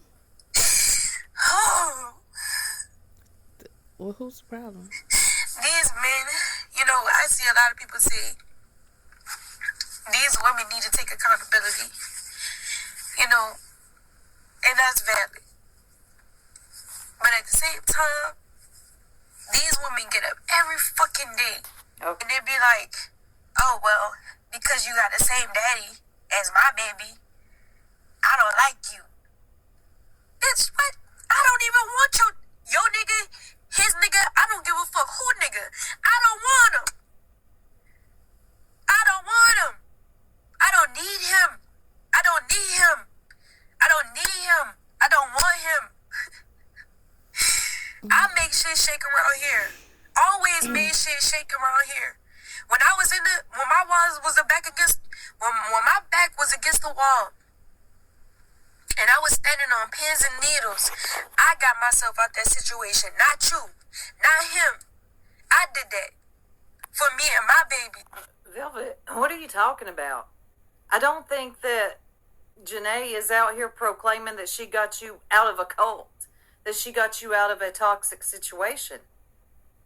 Why would she do that? That doesn't even make sense. Well, in my opinion, the interview that you didn't watch, she's probably responding to, and again, the interview wasn't the only place that Janae has been saying things about Velvet. Let's be clear. But in the interview that we're supposed to be responding to, which is what Velvet is responding to, not only exclusively, got to make that clear. She said Velvet does not take care of her children. Whatever that's supposed to mean. They know each other. They talk outside of, they've said things to each other in private. So I'm pretty sure Velvet knows exactly what she's trying to say when she said that. So this is where she starts to ramble a little bit. Because I was blinded somewhere. Got into the situation blinded somewhere. But I made that shit happen. Thank you for what? Thank you for what? If you are just as much as a victim as me, or I'm just as much as a victim as you, why am I apologizing? I mean, thanking you. Huh? The interview. Why am I thanking you? The interview, I don't have to thank you for anything. The interview, darling. The interview. Next time, please. Please. Because I be right along with you with a lot of stuff you be saying throughout all these years, but you don't have the necessary information to even understand where she's coming from. So you're gonna say she's rambling, or you're gonna judge her when she's this is a response. I mean, we're not confused about that. Your title says my response to Velvet's response on Janae.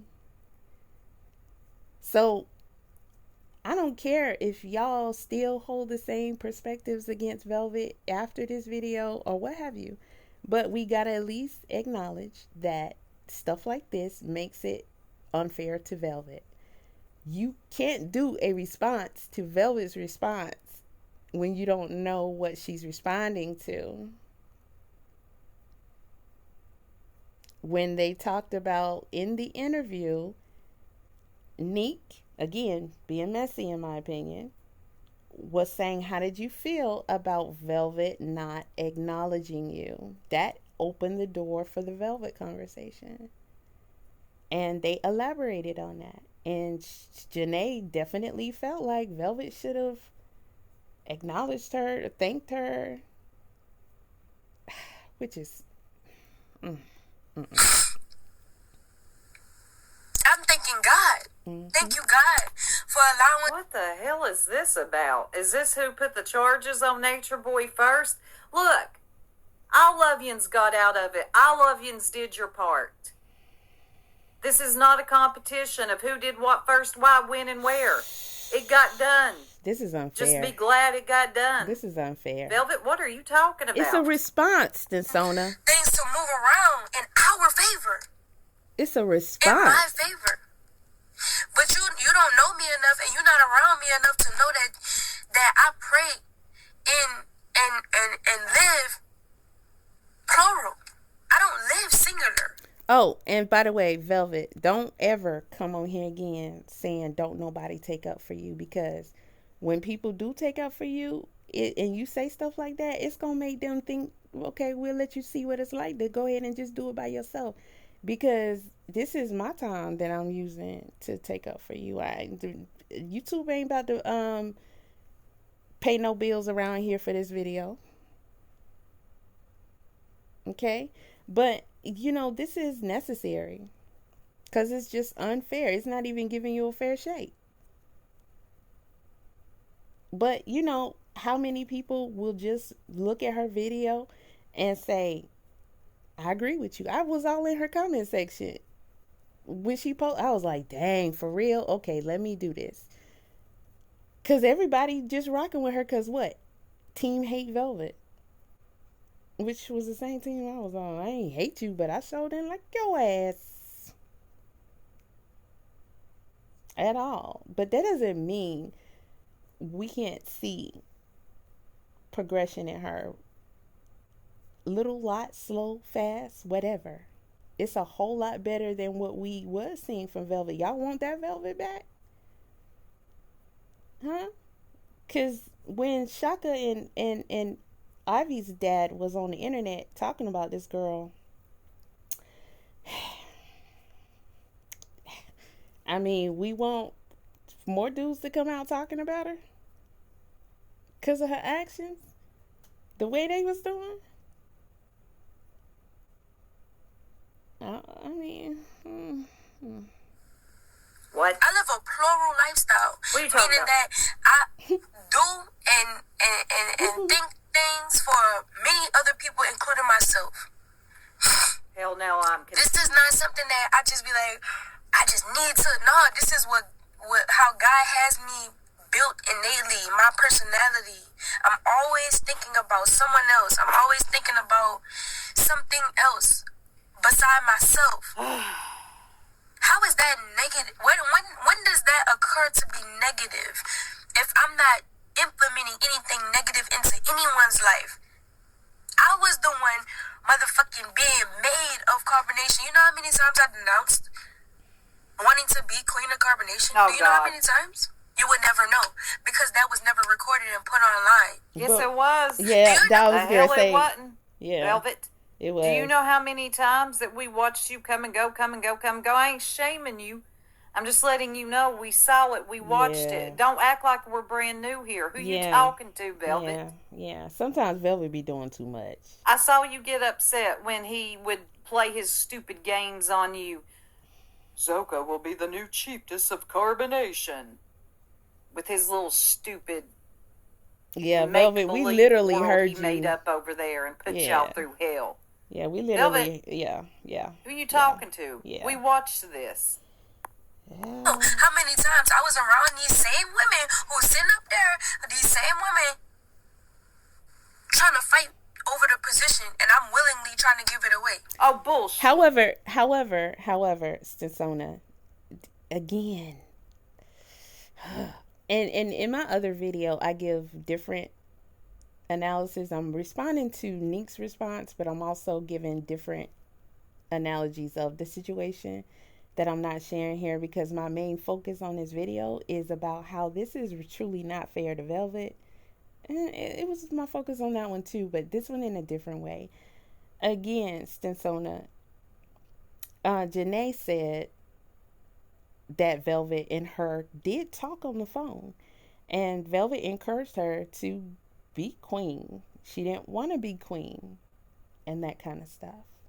Or it was in person. I'm not sure. But that's where this subject is coming from. I mean, she's not just pulling this out her hat. This is a response. Once y'all heard her say she didn't watch the video, your comments kind of should have been like, dang, we want responsive, we want appropriate content. We don't want you to just bash her, because we all can do that. But be a better example as a content creator, as a commentator, and do the proper research first. Because all of this is just plain biasness, which unfortunately, Stinsona, is part of the bullying that she's talking about that you say you don't see. I'm not going to say you've done this in the past. I would have to go back, and I don't want to do that. But clearly here, this may be subconscious, I'm not sure, but just as a responsible commentator, why not go watch the actual video? You put it on 2 times, 1 time, 1.5 to make it go by faster, and hear what was said so you'll know what she's responding to. Do you know how many times I upset in meetings and circles in front of all of these women and men, and I'm speaking up for myself and for them, and they just sitting up there looking like, you ain't shit, you need to and then when we leave and everything is over, they still attacking me, and I don't say shit about them. I don't. Velvet, what could they do? They were in the same position as you. Yeah. All y'all were victims and now survivors of the cult carbonation, of the monster nature boy. You got out. Stop sitting in this and dwelling in this particular part. I disagree. The darkness. I disagree. I think that's very cruel to say. I think it's healthy for her to get this out, especially since she's responding to someone else bringing it up. I mean, and then we can give our commentary and hopefully it'll have some type of, at least plant a seed in their heads. That's the whole point of it all. What would you want her to bottle it up? She ain't going to therapy. They responding, they talking about it. Why can't she talk about it? Come on, man. And I chuckle because we saw that play out. We know that took place. But what Velvet and probably some of the others need to be able, that's why I suggested them doing some kind of group therapy. They can do it online, but not on their own. So that they can talk with each other and understand that time that I fought him, that time that I left, that's because I'm speaking to him, telling him, don't treat her like that. Don't put me against her. Don't do. And listen, I've seen her do it. So we're not going to act like she didn't do it. She has told him plenty of times to stop putting the woman against her. And she has sneakingly, now what? Hold up. We going to give this to Velvet now. I know y'all don't want to, but I be doggone. We've seen Velvet try to snitch on Eligio on their lives plenty of times. I noticed it. And you could tell from how he responded to her that she got her butt tore up. And lo and behold, where's Velvet? We know you did something to her. Where's Velvet? We know you hit her. That's why she ain't on camera. Yeah. Because she low-key trying to snitch on him because she got a pout face, and he on here making it Eliana's in her demons, and she's mad because I want to do polygamy, and she mad, and he always making her explain her Venus in the 5th house, making her get triggered, and she gotta work harder and do better and learn to accept it. But he playing all these games,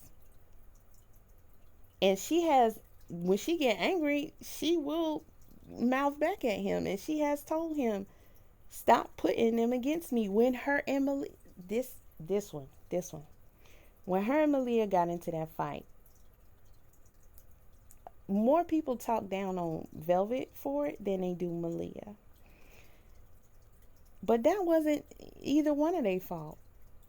Nature Boy pushed that situation to exist until he got to a point where he can say to them, y'all ain't resolving this, so y'all gonna have to fight it out.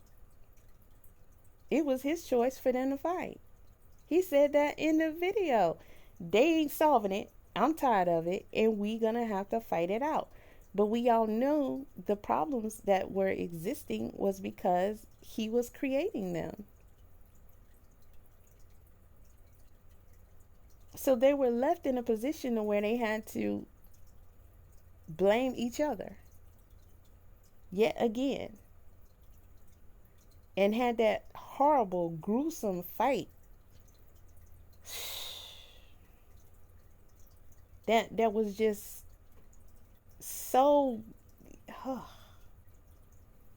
We even saw him try to do that with Fufu and who else? Zoka. He tried to make Malia, when she wasn't too long out of the hospital, fight them because her attitude. It was Fufu's birthday, and he was like, "You sitting here all pout mouth, And we trying to go out and have a nice time, and you ruining Fufu's birthday because everybody happy except for you. Well, she was probably not healed. She almost lost her life. She need time to recuperate, and we know he doesn't allow for that. So it was probably more about that than anything. But he was trying to force her to go out and fight those two. And Malia was crying. I don't want to fight. I'm just being stuck. Now she got to talk about how she's a bad person. She's being evil. She's just selfish, and she want to get with her way and all that to appease him, to explain away why she's not being the way he wanted her to be. And they standing up there, yeah, come on. Anytime, and what did Fufu say? Anytime you act like this towards Chief, this is what's going to happen when you disrespect him.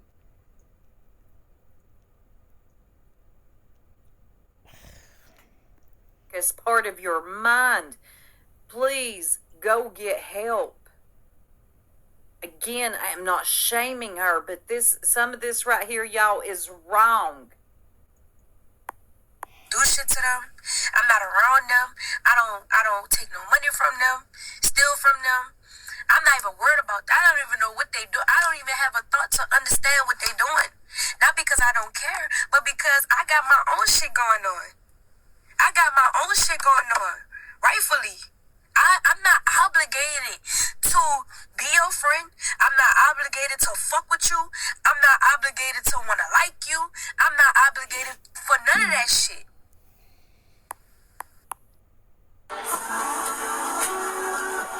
Same, Velvet. They're not obligated to none of that with you either. All of you have a lot going on, have your own families now. Some have moved on. 3 or 4 of them are still trying to fight an appeal for Nature Boy. Still don't know what they're doing with their life. But what I'm saying is, same, Velvet. See, this is why I'm really just allowing her to go instead of just ending the video, because the pressure, she's staying on Velvet's neck the entire time. And Velvet's never, ever gonna get the idea of a fair shake if y'all keep doing this. Like, this needs to end.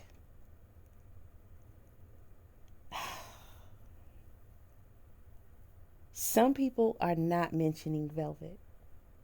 Some people are having tact. One thing I respect about True, he doesn't, when people ask him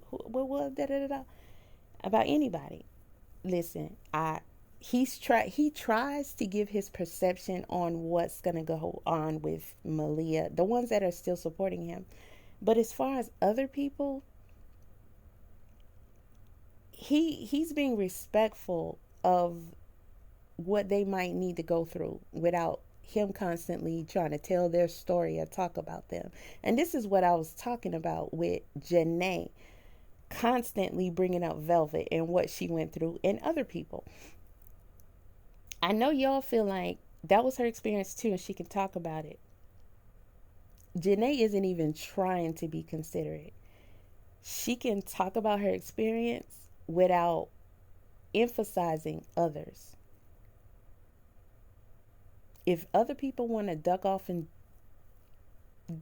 just process and figure out if they want to speak and how they want to speak, they have a right to do that in peace. But it's hard to do that, which is what the point Velvet is trying to get across here, with Janae constantly bringing her up. To me, that's being abusive. It's more abuse. From my standpoint, she's taunting her because she has the spotlight to do so, and people are encouraging it because they being messy. But it's triggering the other person to eventually come out and respond. You don't have a right to keep bashing a person or trying to tell their experiences and their stories, especially about stuff that you weren't there for. Janae has been doing that. I can show you a clip where she's yelling, talking about when trying to explain why the court and all that went down. And she's talking about Velvet. They put her in a circle and they beat her down. And I wasn't there for that, but okay, you wasn't even there for that. Don't talk about other people's experiences just to justify what you did that didn't even have nothing to do with that, technically. You got him for a specific charge of something he did to you, and he actually confessed to it, although he don't understand it was a confession, and he was found guilty of it. It's as simple as that. We don't need Janae to say he deserved it because of other things that he did. Other people feel like that. It's enough people that actually feels like that. It's concerning to me that it's not concerning to other people that she openly says this not even a day after or 2 days after the verdict. She's going down the line of people's traumas to be the reason why he deserved it. Well, according to the courts, you legitimately punished him for this because you legitimately feel like he enacted that violation upon you. It should be left at that. Let other people say what they clearly are saying, is that they felt like he deserved it because of that. But when Janae is talking, Stinsona, please go and pay her some attention so you can stop putting this all on Velvet. Janae is making this all about other things that he did. And you know what helped her do that? The courts, because that's exactly what they did. They made everything about other stuff. All the way down to the witnessing. We all saw this.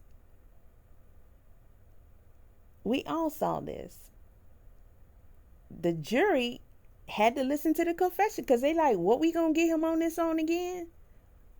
Testimony from his previous behaviors? That doesn't, according to the law, get it, because nobody even talked about that night, and others who did, they didn't see anything. Everybody talked about all kind of other stuff. Had them people sitting in that jury box all them hours for a couple of days, 2-3 days, talking about everything but the incident he was charged for. They had to listen to his interrogation to hear him say it out his mouth to get a conviction. If he didn't say it, there wouldn't have been no conviction. Not in the eyes of the law. But now, nobody's checking Janae. They're all saying she could tell her that they were part of her experience. She was there and all that. Okay, explain why she's talking so much about Velvet. Explain why she's talking about Velvet being beat in a circle and using that as part of her justification for putting him away. She wasn't even there for that. And again, like Velvet said, you didn't protect me then. Or anybody else, or any other time. She sure wasn't there for Mama Dia. And at no time did she bring forth anything substantial to Mama Dia's family.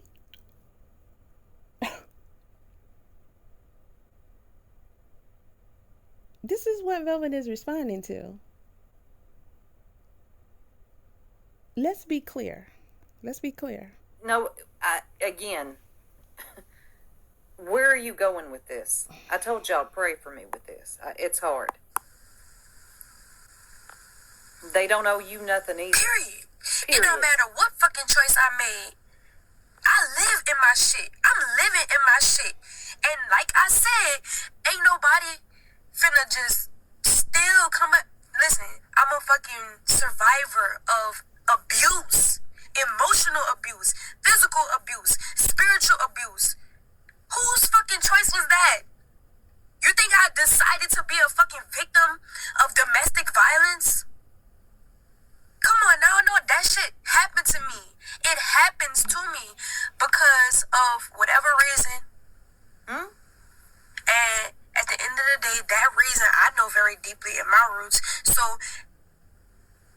at this juncture in my life, being that I have all of this wisdom and experiences that I've had because of the choices that I made, I'm not letting nobody else come in my life talking that I come in peace. Oh God, I've heard this.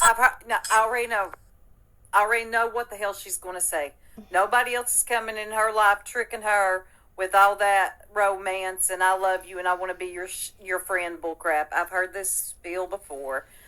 She don't want no new friends. She's above everybody, y'all. Look, I hate what she went through. I hate it.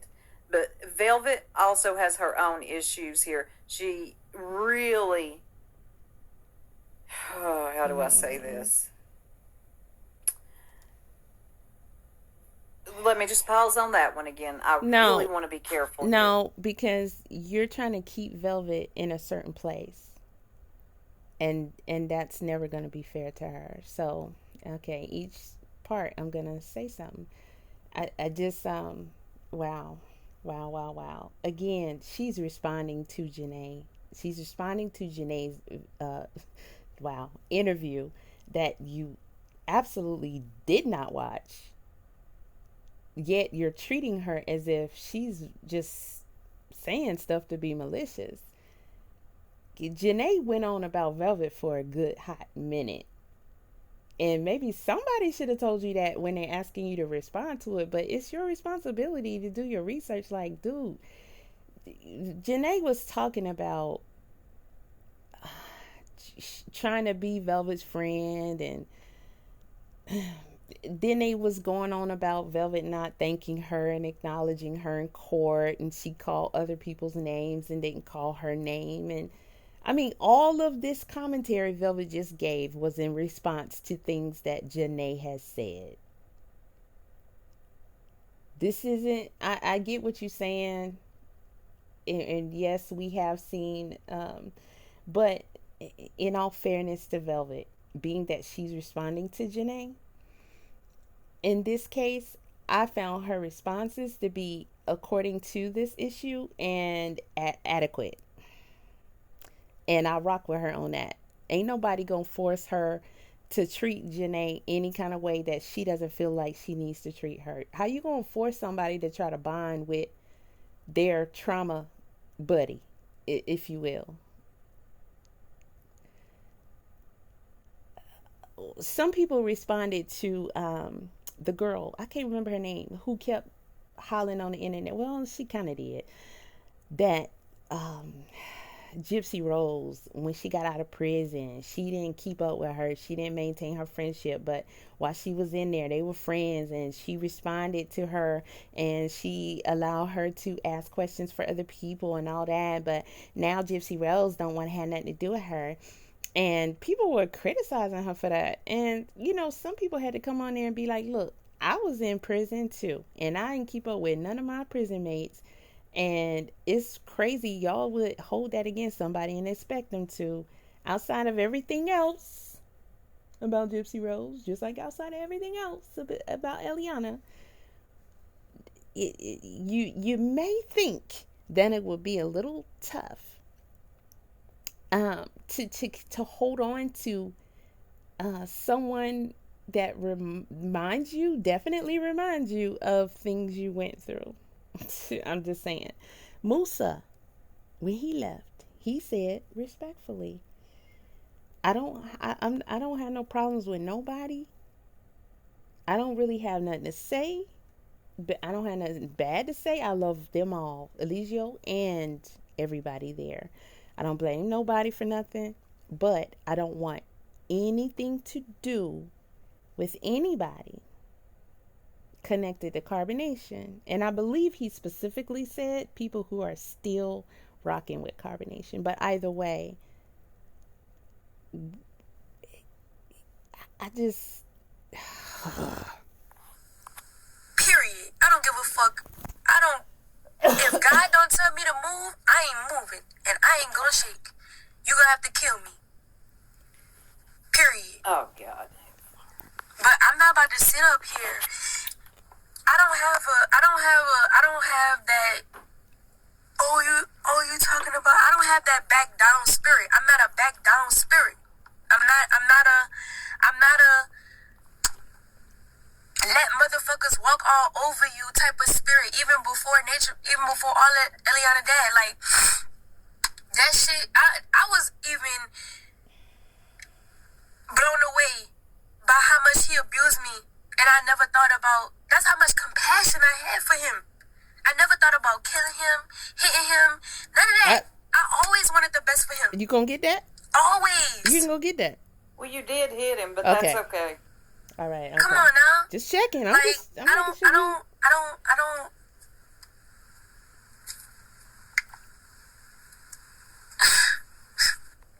My thing is, while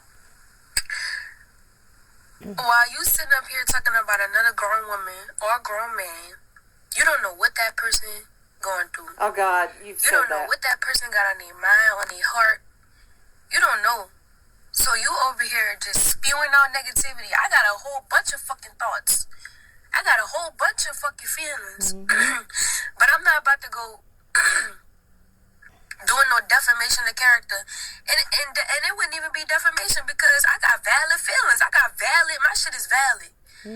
But I'm not about to go out here just trying to fuck your shit up when I know you got babies.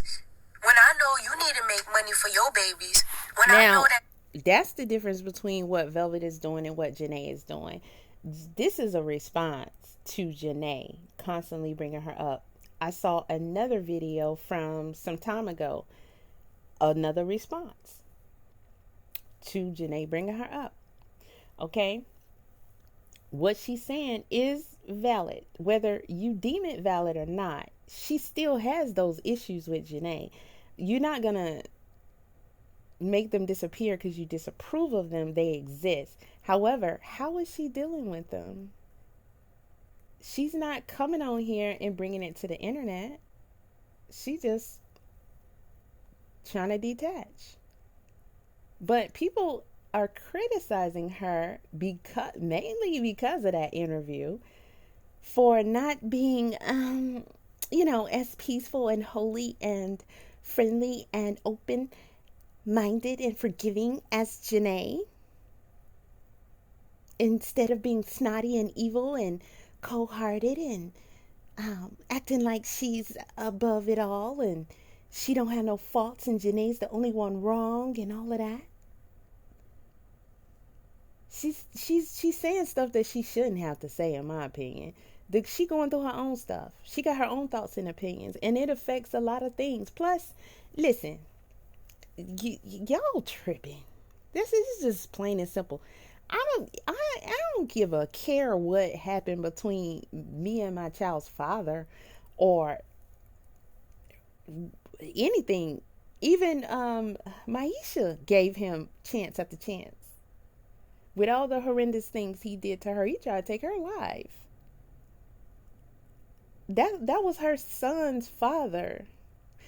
That's Eliana's daughter's father. I be doggone if y'all are gonna come on the internet and try to talk down on me, because I don't want to be cool with the girl who decided she gonna put him away for life. You can bag back on that. Velvet, is this about the interview? Because I'm sure anybody would love to interview you as well. It's that attitude of yours. It's so off-putting. There it is. That's what I wanted and have said before. It's that snotty attitude, that bratty, entitled attitude that you have. Yeah. Okay, I'm gonna let her finish, but I do agree with her on that. In general, that is Velvet, and it is off-putting, and it's not going to help people try and see things your way and be fair as they should. So you're going to have to work on that part if you want things to change, because you do. Yeah, she's right. But in all fairness, in this case, I think her energy is appropriate and it's justified. So that's what I'm saying. How can you give her a proper assessment of her bratty attitude if you're not even able to be willing to consider what Janae said when you don't even know what Janae said? Come off like you're just not approachable, and no one should approach you. No one should ask you anything. But if that's what this is about, like if you just wanted to do an interview, girl, Nick's email is on her about section. You know, she has interviewed she interviewed Serenity and Rambo. Rambo didn't even have a shirt on. Serenity up there telling the story crazy. If that's what you need to do, Velvet, go do it. Put your pride aside for once. What does him not... Now, listen, first of all, Velvet ain't doing no interview with nobody. If she wanted to do it, Velvet can do an interview with anybody. She can get an interview quicker than anybody, including Janae, from anybody she wants to. Velvet can get an interview from the freaking BBC, from any news station, and yes, she has already been there and done that. I don't think Velvet is going to interview with Neek after the way Neek conducted that interview. And I think it is justified and should be respected. Why should we? You want her to be humble, and I get it, and I agree in some situations. But in this case, I'm proud of her for standing up for herself. I don't care what y'all say. But how humble? Because she ain't got to do no interview with nobody after they just helped stir up messing her when she going through her own stuff already. They all are. She ain't got to do no interview with somebody who helped bash her. And even after her response, bashed her more, which I already spoke on that in my other response to that.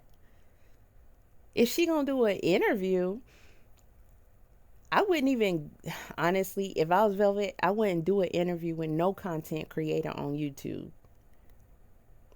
I would go bigger than that.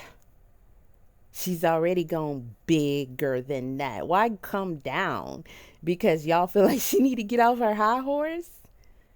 I'm kind of starting to see why she's on it.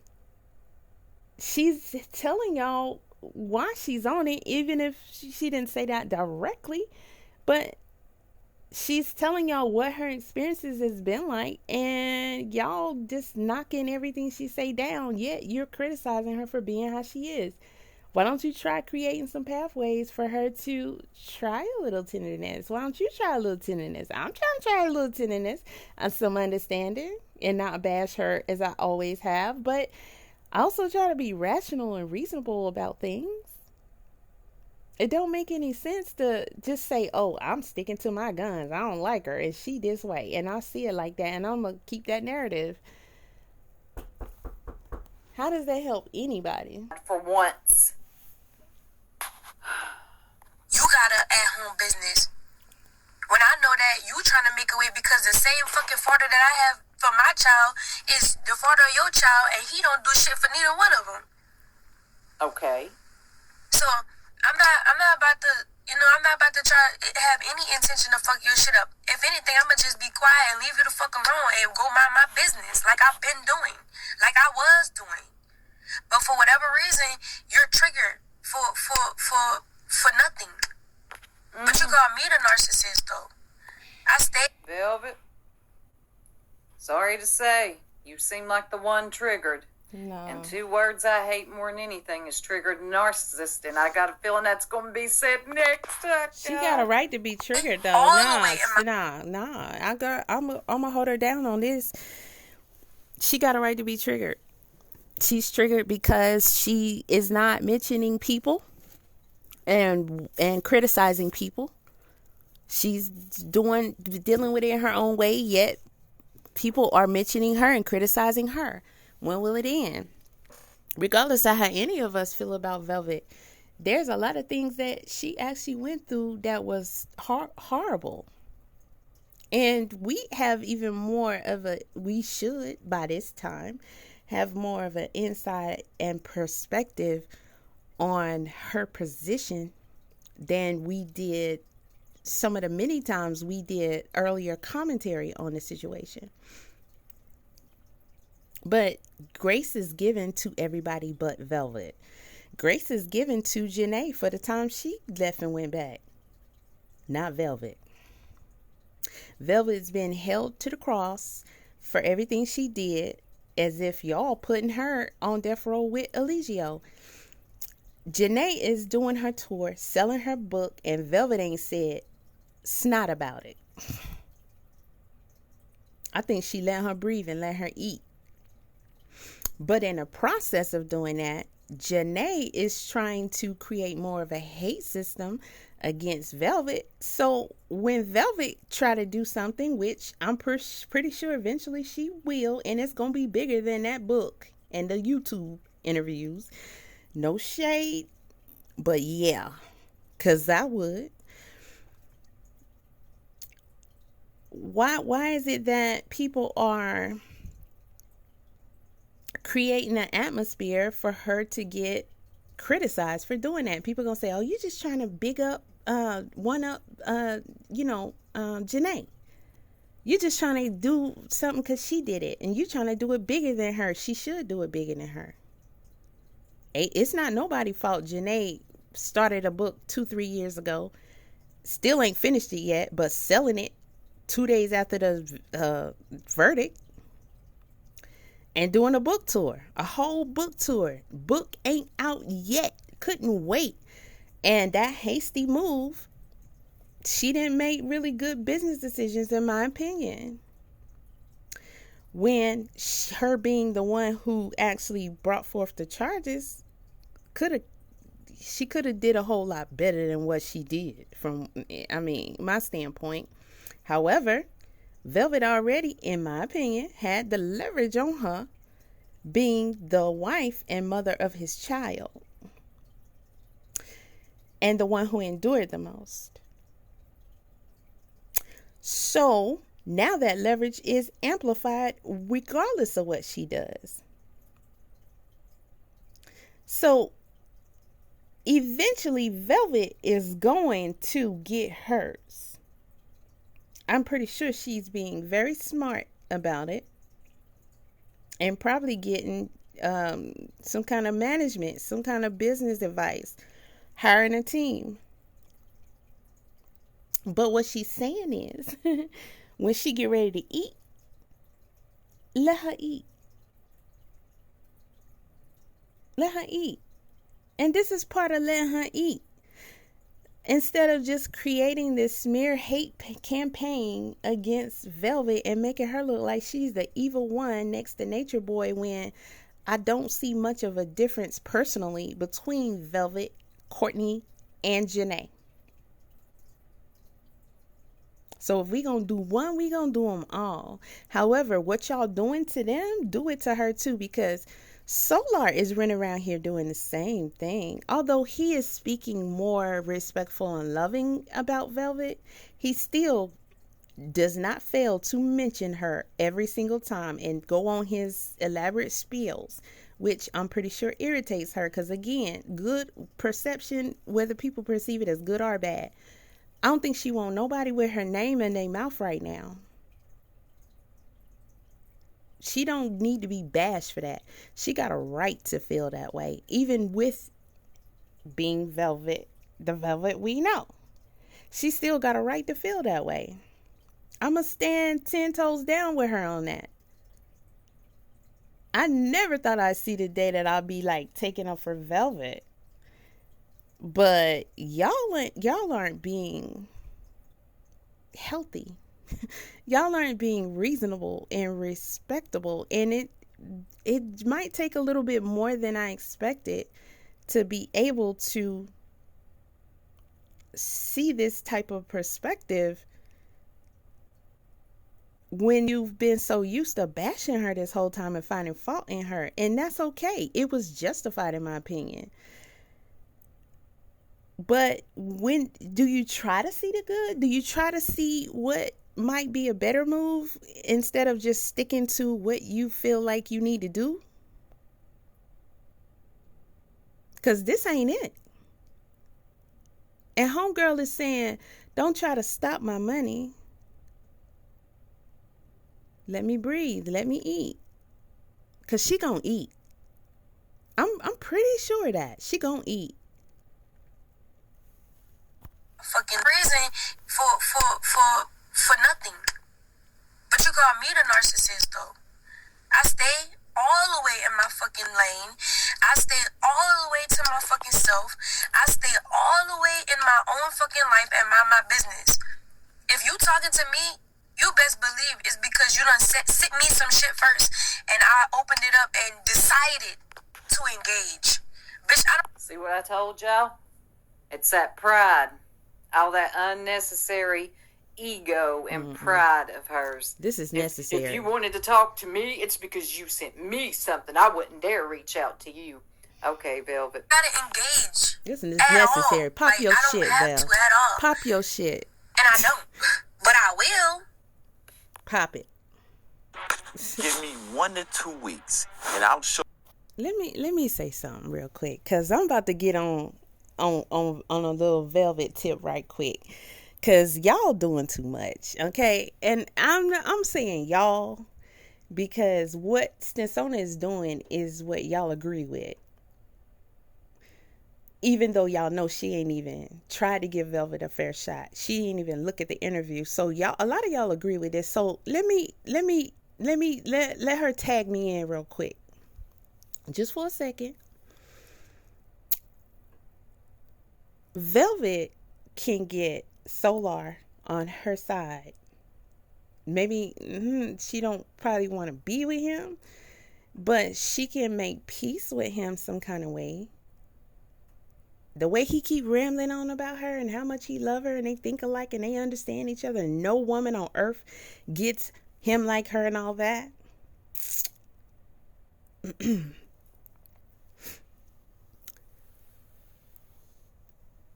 Carbonation was an incorporation a long time ago. Carbonation is just as much a brand as Tina Turner's name was, and her and Ike. She said, he can keep everything, but the name goes with me.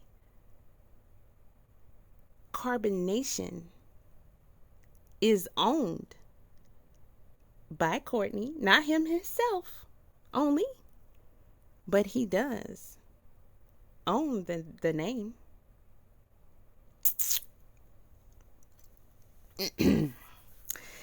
Not only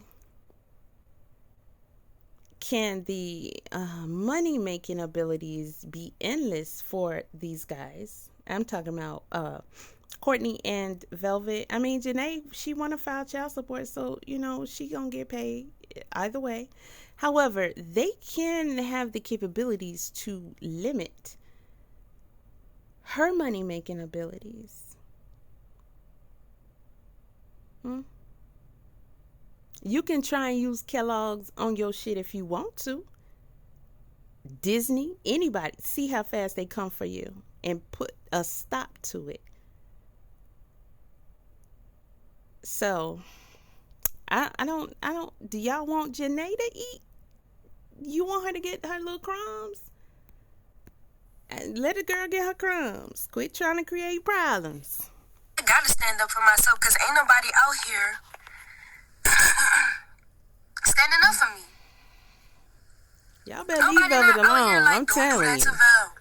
She ain't even doing that. You got a couple people, I see my people, the people that understand. I see them. You know what I'm saying? But regardless, at the end of the day, if you want to talk about taking accountability, a part of taking accountability is not letting people walk over me and do whatever the fuck they think that they can do just because. So what she just said, she see people who are,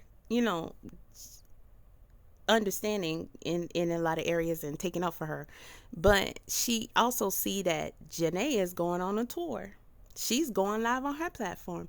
She's on Neek at Night. Neek got a lot of subscribers. Yeah, a lot of people watch. She was one of the main ones giving full coverage of the trial. So a lot of people have flocked to her platform. And so a lot of people heard Janae on there. Now, when Velvet get to speaking on platforms that, not no YouTube platform, baby. She can do a whole lot more damage to Janae without even talking about Janae. Or she can talk about Janae. Janae talking about her. And then y'all want to have something to say if she get like that, which she can choose to do it whichever way she wants to, in my opinion, at this point. Just to show y'all how you can create situations that you probably didn't need to contribute to. But then want to blame the other person. Like y'all blaming her now. You blaming her now for her response. At least she coming out and giving warning shots. These are warning shots.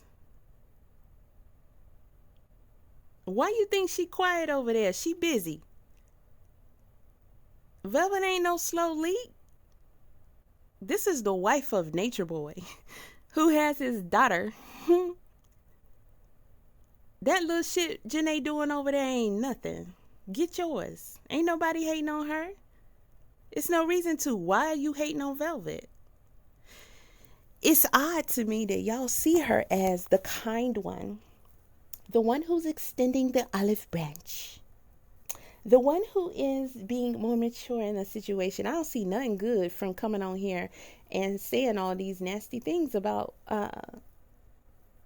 Velvet when she don't have to. Okay, she's dysfunctional and traumatized too. Okay, but can we act like it? Because all that should stay between them and let them figure it out their own. She shouldn't have been mentioning that, especially after all this stuff. That is telling me she not even considering anything Velvet might be going through, regardless of that. All that shit aside. The solar, whatever she feel about that. Their abuser just went to jail for life. However, to Janae, that was my abuser. To Eliana, that was the man I was in love with. That was my husband. And that's my daughter's father. Nothing trumps that man being her father. But y'all giving all this to Janae because she said, I was in love with Solar. Who the hell is Solar? Nobody. He's a side act to this all. An afterthought. I was in love with Solar. Okay. But she was in love with Eligio first. Married to him with a kid and all. You clearly didn't care about that. And to this day, she says she don't think she should have any fault in that at all. No accountability whatsoever. Yet she stated in that interview that Velvet has no accountability, which I've already pointed out several times where she has maintained accountability in this video. Janae doesn't even take accountability for being with Nature Boy. And some of y'all think she shouldn't. Well, that's your opinion. I disagree. I done already explained how I disagree. I don't see how you can even deal with that. Because what I'm hearing y'all say is you can't blame Janae. She was under duress. It's Nature Boy fault. It's Nature Boy fault that she kept going back knowing she had to be with Nature Boy. Regardless of what she said. No matter what. Even though they was supposed to be friends and going on panels, she still went back. But that's Nature Boy fault. Because all of it is Nature Boy fault. including Velvet getting with Courtney. He damaged her to that degree. If she did it to get back at Janae or get back at Nature Boy, isn't that Nature Boy fault for creating that situation? For making her feel like she needs to do something like that to get back at him? Come on now, we gonna be fair. So really, ain't nobody mad at nobody but Nature Boy. Continue. That's who they are. Like, you can't come over here fucking anything up or doing or saying anything. Like, I didn't do you anything. You wanted to be with my nigga. You couldn't be with my nigga at the time, which is fucking sickening to even say or even think. But at the end of the day... Oh, God, Velvet. Who are you talking about? Which dude are you talking about? Nature Boy or Solar? Because this sounds like some petty little girl drama bullshit that you're on right now. Wow. It really does. Wow. Sorry for y'all that don't like it. I gotta keep it real. That's what it sounds like to me. This was not on my schedule today, I swear, but I would never not regret spending the time to do this video, because this is just mind-blowing right here. How you gonna say that's some petty little girl stuff when she's responding to it because Janae did it? You didn't watch the interview. That's part of the reason, but I'm questioning at this point if you would even have a different perspective, even if you heard the video. But, we're going to let Neat eat. So y'all go over there if you haven't seen it and watch it. Because I think it's very important to watch that interview, because Janae goes on and on when she asks her about Velvet, how she feels about Velvet, with their children. We care about the children, right? Okay. Will their children, being siblings, ever get together and, be siblings? And Janae's long drawn out response went something like this. She shouldn't have did what she did. I don't know if I'll be able to forgive her for that. And yes, I'm paraphrasing, so don't come over here. She didn't say that specifically, but this is what the hell the heifer said. She betrayed me. I was friends with her. She stabbed my back. I used to talk to her about Courtney. And then, I had to ask her 3 times. Are you in a relationship with Courtney? And at first she said no. And then she said yes. And then she began to laugh. And then she yelled at me like nothing happened in between, I guess. And then she yelled at me and she hung up the phone and I'm so sweet and innocent. I thought I did something wrong to her. So I called her back and I asked her, was it me? Did I do something wrong to you? And she yelled and she screamed and she was mad at me, and she was mad at me, I guess, because I was with Eligio, but that's not my fault. So no. I can forgive one day, probably. I don't know. I'll think about it. But I'll never forget. Ha ha ha ha. Evil laughter. Maybe, just maybe, this is what Velvet is, So who's the little girl now? Because this is a response video. I don't know how many times I'm going to have to keep saying that. Your words are what? Triggered and what? Well, response video. That's going to be my word. It's triggering me. Whatever in the midst happened. Should be obvious. Didn't work. You still tried to fuck on him. Didn't work. You went to another nigga. Didn't work. You Facts. went to another nigga. Didn't work. You went to another nigga. Didn't work. You went to another nigga. Didn't work. Facts. I even went to another nigga and it didn't work. Facts. So, who are you to talk about me in any regard? And who are you motherfuckers sitting there Go off, Velvet. bigging this lady up Go and off. asking her to fuck up like she is the fucking superhero of the galaxy? Like, Go off. her card don't look much different than mine, but shit, she got some shit on her card, but at the end of the day, she ain't exempt. Are we gonna? I want to let her rock because I'm so proud of her. Listen, but she just did another accountability. Are we taking points? Because we need to put another one beside Velvet name, because she said you went to another nigga, it didn't work. Another nigga didn't work. Another nigga didn't work. And I can't do this all day, but we gonna fill it in about 50 more times, or a couple of hundred. This she said, and I even went to another nigga. I mean, you back there saying, oh God, oh God. What? Because she telling the truth? This is the friend. This is Velvet's friend. This is Velvet's friend. She tried with her dude. It didn't work. She tried again. It didn't work. She tried again after that. It didn't work. Hey, we gonna keep on? This is Velvet's friend. She wanted her spot. She wanted to be with Nature Boy. I don't care what y'all delusional minds say. Honey, you was with Nature Boy. You was trying to be the queen. You left. You went back. You was with Nature Boy again. It was clear he nor Courtney didn't want you. That's a unanimous decision. Except for some people in fairy tale land. They were only using you, but she wanted to be used. She thought she was going to benefit to the highest degree, which to her was to be the main lady in their life. And it was a hard, strong no. So much so, she's still crying and mad at Velvet because Courtney still never wanted her.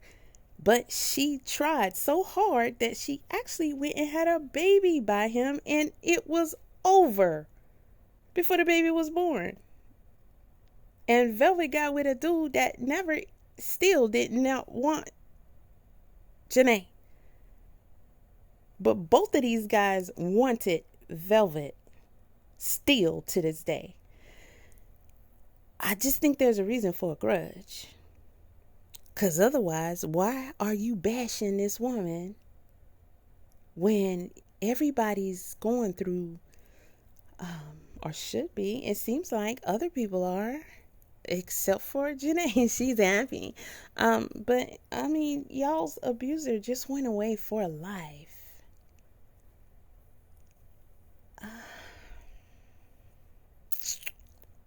It's kind of like after the funeral. Would it be too soon to come out and start bashing family members publicly?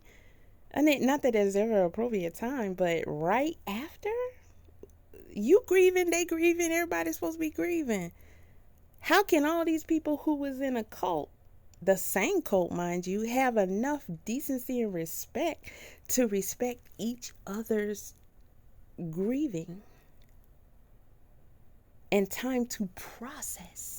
Or begin to figure out how and where to start the process. Everybody but Janae. Little girl? Yeah. On Janae's part. You had a fucking baby with Her car? Is this about cars now? It's about whatever the hell Cars. Janae made it about. Velvet, look, you're just mad and jealous Oh. about something. That Oh. interview has pissed you off, and now you're just rambling. What about a car? Okay. Well, What? you know, narcissist too. Like, hey, let's be clear. Ain't none of this personal. Okay? But I'm glad I just said what I said, because here you go. You said Velvet was jealous. Well, I gave all the reasons why I think Janae is the one that's jealous. So, yeah. you feel me? So, bumping your fucking gums like you just this angelic motherfucker that just ascended out of the fucking nowhere. Now she dropping fifth word bombs Who on the her. fuck are you? Like, bitch, you done prayed over my children. You done told me, we was gonna be friends, and then you lying in the process and telling half truths and all kind of shit. Like, bitch, who are you? For real. My thing is, I'm not about to continue to sit up here and let people willingly abuse me. Oh my God. Like, I'm not no fucking victim, bitch. Y'all got me Go off, fucked up. Velvet. Like, Okay, well, earlier in the episode you were. Now you're on a different time. And now, oh my God, Velvet. Go off, Sorry Velvet. to Go tell off. you this, and sorry for whoever it pisses off. I don't care. You sound pissed off and jealous because she done an interview. Like I said, you want to go do one, go do one. There's Okay. plenty of people. Now, I've done an interview with Velvet before. You did? Good luck to you. It ain't easy. Oh, okay. Yes, that's- Wait. Because I need to respond to what she just said. You don't care if somebody's disliking of your video. Okay, cool. I respect that. That's a good, yeah. Do you care though that what I don't like about it is that you were not even fair? Because it's really hard for me to see a way that anybody can feel like this is fair. You have to at least watch the video so you'll know what she's responding to, because all of your criticisms towards her are just biased because you don't like her. And that's not good. So that is bullying, in my opinion. Although I don't think you mean to bully, but I'm just pointing that out from my perspective. It's unfair. Do you care about that? Because I think it's important for you to care. Because you have the ability to influence the way other people see Velvet, which is another reason why she's upset at the interview. Honestly, Stinsona, I just want to tell you something. Because you said again, she should do an interview. And I don't mean anything I'm saying as an insult. But I think Velvet is thinking much bigger than that. I think it's kind of weird to suggest she follow behind what Janae did with another YouTube interview. Ooh. No. Why would she be mad that Janae did an interview? So are you saying that if Janae did her interview and she never mentioned Velvet, that Velvet would be doing this? I don't think so. Now then, you got a point, and I wouldn't even be responding to your response of not responding to Velvet's response, but responding to Velvet, period. I don't think Velvet would have had anything to say. I think Velvet got bigger things along the line, and I'm pretty sure she's been contacted by many. Are we acting like this isn't Nature Boy's wife? Velvet, Gabriella, Marquez, Eliana, EJ, who been there since damn near day one. Who was the second main character in all of Carbonation. And has his daughter. And you talking about, go do a YouTube interview. You're jealous because she did a stinking ass little interview. Do you care that you weren't even fair to her? Your title says my response to Velvet's response on Janae going, I guess, on Neek. I can't see the rest of it, and doing an interview. I guess I'm going to throw in there and promote her book. Don't nobody care about that raggedy book anyway. It ain't even been printed. Until it's printed, it don't even exist. Until somebody get a copy in their hand and other customers get a copy in their hand, it don't exist.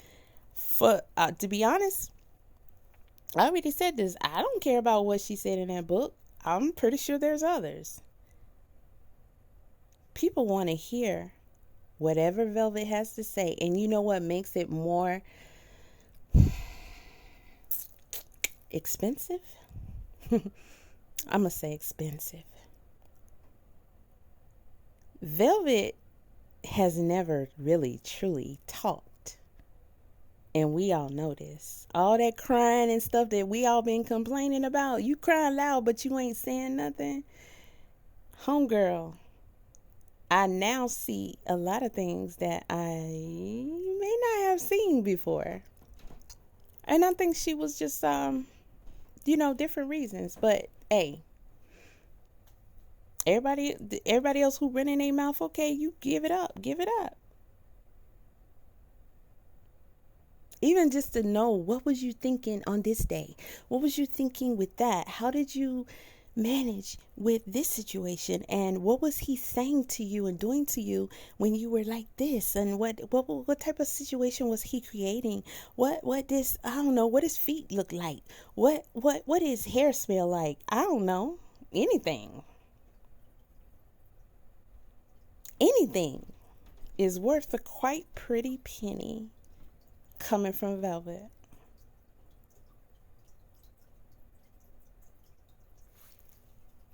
Shit happened to me. I'm a victim in the sense that I was physically abused, emotionally abused, sexually abused. Yes, spiritually abused, emotionally abused. Yes, I was all of that happened to me. But I am not gonna label myself as no victim, because victims victimize, and I'm not victimizing shit. At the end of the day, I take care of my business. I handle my business. I take care of my babies. Okay, since you moaned, yeah, victims victimize. Janae, y'all calling her a victim? She considers herself a victim, and that's fine. She's also victimizing. She also has a hard time even understanding Eliana's perception of her situation with Janae and Nature Boy. Y'all don't have to agree with Eliana feeling that way, but she has a right to feel that way. Are you serious? And I think it's justified. Why is she not feeling that way about nobody else? So that we can see. She's speaking lovingly of them. She gave them shout outs in court because her and Janae was friends before she even went there, because Janae kept going back knowing she gonna have to be with Nature Boy, because even after they hooked up, after Janae left and was doing a little exposed carbonation or talk bad about Nature Boy or whatever, Janae still went back again and dropped her damn knees in front of Nature Boy and begged him not to kick her out, even after he said, "You're not going to be with Courtney. That's not going to happen. I'll never let that happen." She only had one other choice, and that's to be with him. And she begged.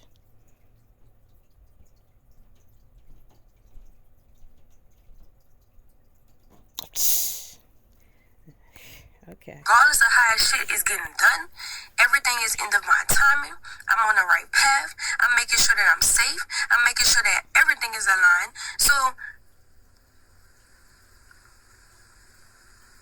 y'all ain't see, this is the thing. This is the thing, and it's gonna be so sweet because y'all are not listening to Velvet. Y'all criticizing Velvet. Y'all thinking about shut up when she talk. I know. We understand that. We understand. And listen, I never heard Velvet more clearly than I've heard her going off on Janae. Even when I seen this video come out, I'm like, oh gosh, I felt like everybody else. How you said in the beginning of your video, how people say in the comment section, and they was like, I don't want to listen to this, but because it's you, I'm going to listen, I'm going to try. Some people was like, I ain't even get that far. I just went ahead and went out. Don't nobody be wanting to hear what Velvet got to say. It be a lot of rambling. She don't seem like she's a good speaker. That can be remedied. She can get lessons on that. She can get trained on how to be a well speaker, and she can learn words, the proper words to use at the right time. They can teach her when to breathe, when to pause, they can teach her to be an excellent speaker. You know, they do teach people things. But when she started popping off at Janae, it seemed like all that fades away, and she's very clear and to the point, very articulate, and her words seem to formulate pretty good. The only stumblings I really heard was when her wall was about her back, and then she put her back against the wall and kept going. The other one, when she was sitting in the car with the black on, she had a fro out, and she swallowed a spit or throw up or something. I don't know. They can teach her about all that etiquette, all that. She told Janae ass up. That's what got my attention. I was like, hold up. She ate her up and didn't leave no bones, and Janae still messing with her? I don't even understand why Janae would even think that she could come against Velvet in the first place. But I understand it now after this interview Janae did, because she knows she got y'all on her side, and she got y'all to go and be on her side against Velvet and to bash Velvet. Well, not everybody. And if I can jump ship on the, oh, we can't stand Velvet, we ain't never gonna stand Velvet, shut up and go away train, I'm pretty sure others can too, especially when it makes sense. And she rocking her box right now. I'm talking about, girl, go off. What? For real. I'm gonna rewind that. Forget that. Physically abused, emotionally abused, sexually abused. Yes, spiritually abused, emotionally abused. Yes, I was that happened to me. But I am not gonna label myself as no victim, because victims victimize, and I'm not victimizing shit. At the end of the day, I take care of my business. I handle my business. I take care of my babies, regardless of how shit is getting done. Everything is in my timing. I'm on the right path. I'm making sure that I'm safe. I'm making sure that everything is aligned. So,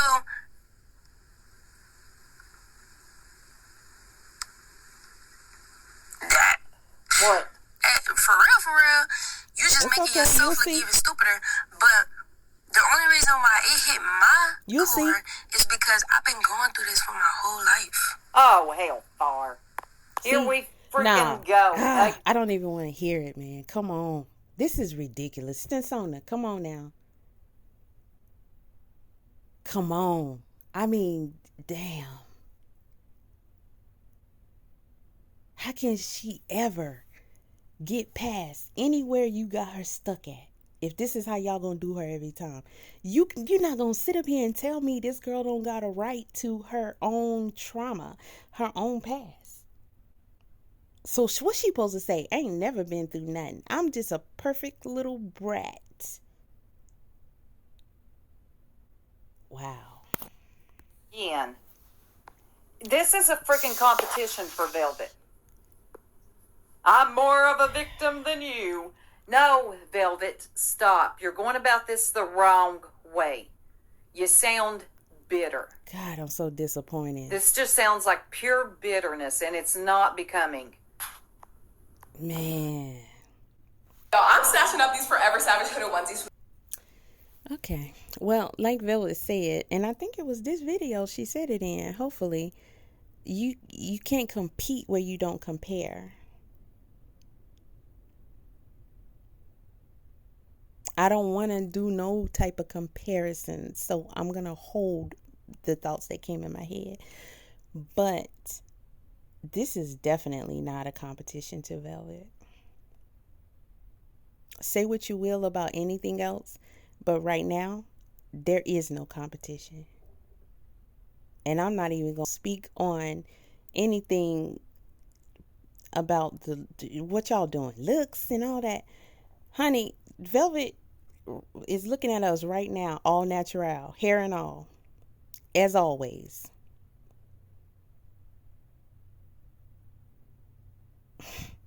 I'm gonna stop right there because it don't even need to be said. But at the same, because y'all keep saying Janae's prettier than her, and Velvet is jealous of that and all that kind of stuff. First of all, I never would believe that, because Velvet no. I don't ever think she would be jealous of Janae possibly being prettier than her. And that's so petty and crazy that y'all do that.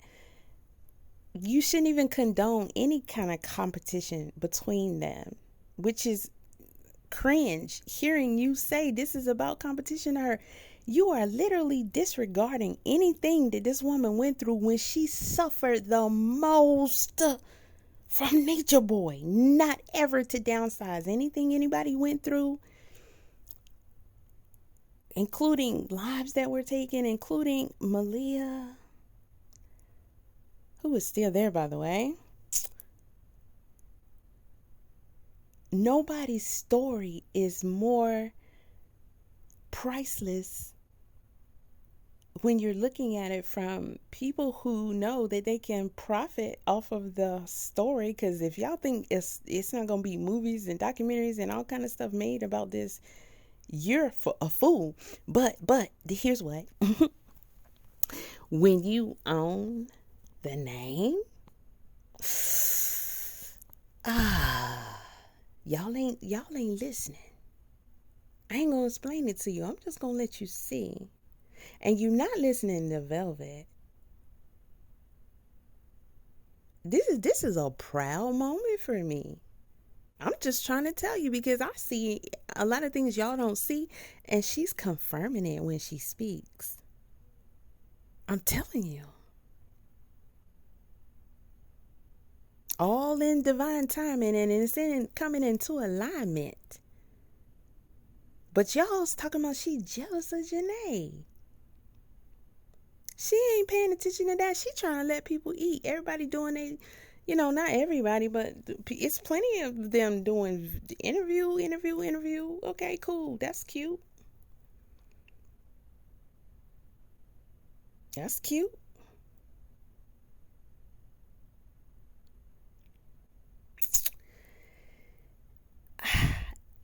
I have a theory on some things, and now is not the time, but I'm going to share it with y'all soon, because I want to be like Nature Boy. I want to make a revelation and then watch it come true. I mean, that's not uncommon for myself, but in this case, I want to show y'all why you got to stop being so closed-minded, because you're going to miss things along the way.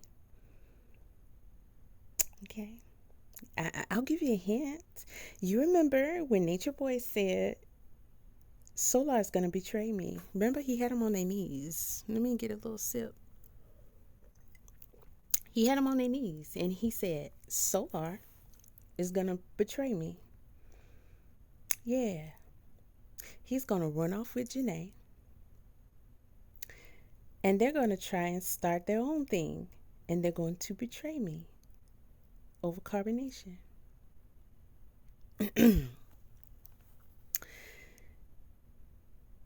You don't know what I'm thinking. I know you don't, because I'm listening at y'all right now. I will share it with y'all though in another video. Okay. This is some epic shit. I just keep on staying stuck on We Hate Velvet. It's bigger than that. You gonna respect this gangster right here, boy, because this is some shit right here. My whole life. So as soon as I'm thinking that it's over, oh God. As soon as I'm thinking like, all right, we can finally move on. You know what I'm saying? Here come the bullshit. It's an These interview. motherfuckers just don't want to live in peace. You don't want peace. That's true. You don't want peace. You don't truly want peace. Because she's making a decision right now. In the relationship, after a relationship, the only reason why I came at that lady is because she came for me, son. Period. And Velvet, do you ever do anything wrong? Because you really like to act like you are the one that ascended from the heavens above.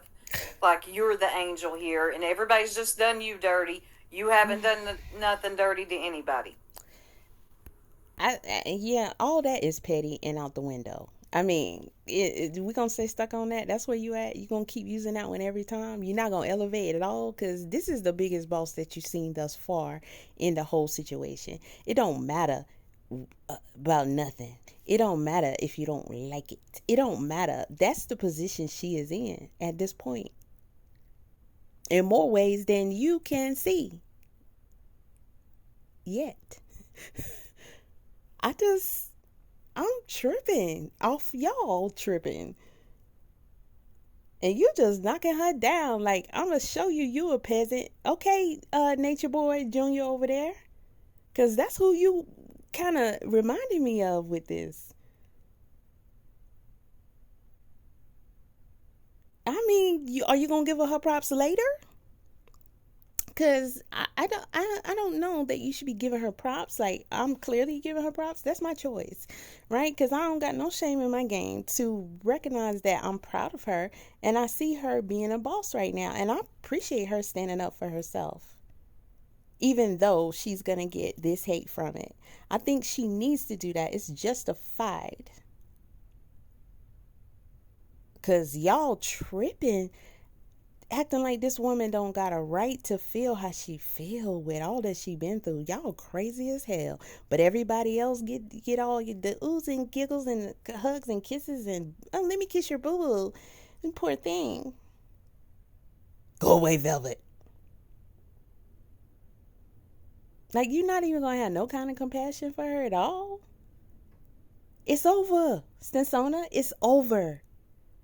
They're not in that position no more. Velvet is not the villain in the story that we've been watching all this time anymore. Even with anything that has happened outside after that. This is all remnants of being in this position, in this cult. Can we let her breathe like everybody else is breathing? Because all members have done some drastic things. Drastic. I'm kind of shocked people even let them in their house. So they're blessed. Let them be blessed. Chill out. Is it? End of the day, why is you pressed over a nigga that don't want you? That's weak as fuck. My transcript is leaving motherfuckers. Ooh. Oh, Your God. transcript is wanting to be chosen by motherfuckers. Eating. Velvet. Complete difference. So Hell ain't no no. competition. She Let's be deserved clear. that shit. Velvet, Everything- stop with this nonsense. Yeah, oh my God. Man. Stop, Velvet. I You need a- chase too, but my God, come on. Oh my God, boy. I'm telling you, This is, again, look. That has ever came to Nah. Listen, Janae deserved that. And since ain't nobody trying to justify it with her, ain't nobody trying to back her up on this, I'm going to make sure I get that in for her so that y'all can at least consider understanding she deserves this shit and she need to be knocked down a peg or two right now because she tripping. And I said in my video when I did commentary on Janae doing her interview that she crossed the line when she talked about Velvet like she did. She should have just said, I'm not going to speak on that like she said about her baby daddy and left it at that. She should have been like, please, not right now. Don't ask me about however you want to handle it. But nobody forced her to do all what she keep doing. And she keeping Velvet name in her mouth in a nasty way. So at this point in time, listen, Velvet is sitting over there. Hey, we all letting you rock. Ain't nobody coming out talking down on Janae, who was there, about what she doing. They may have their observations and reservations, but nobody is speaking of her in a negative way. They're respecting her choices. She was defined a victim legally by the state of Georgia. They're respecting that and letting her be victim however she wants to be victim or victor or however she perceives it. She's starting this shit. And I said, she crossed the line when she did that.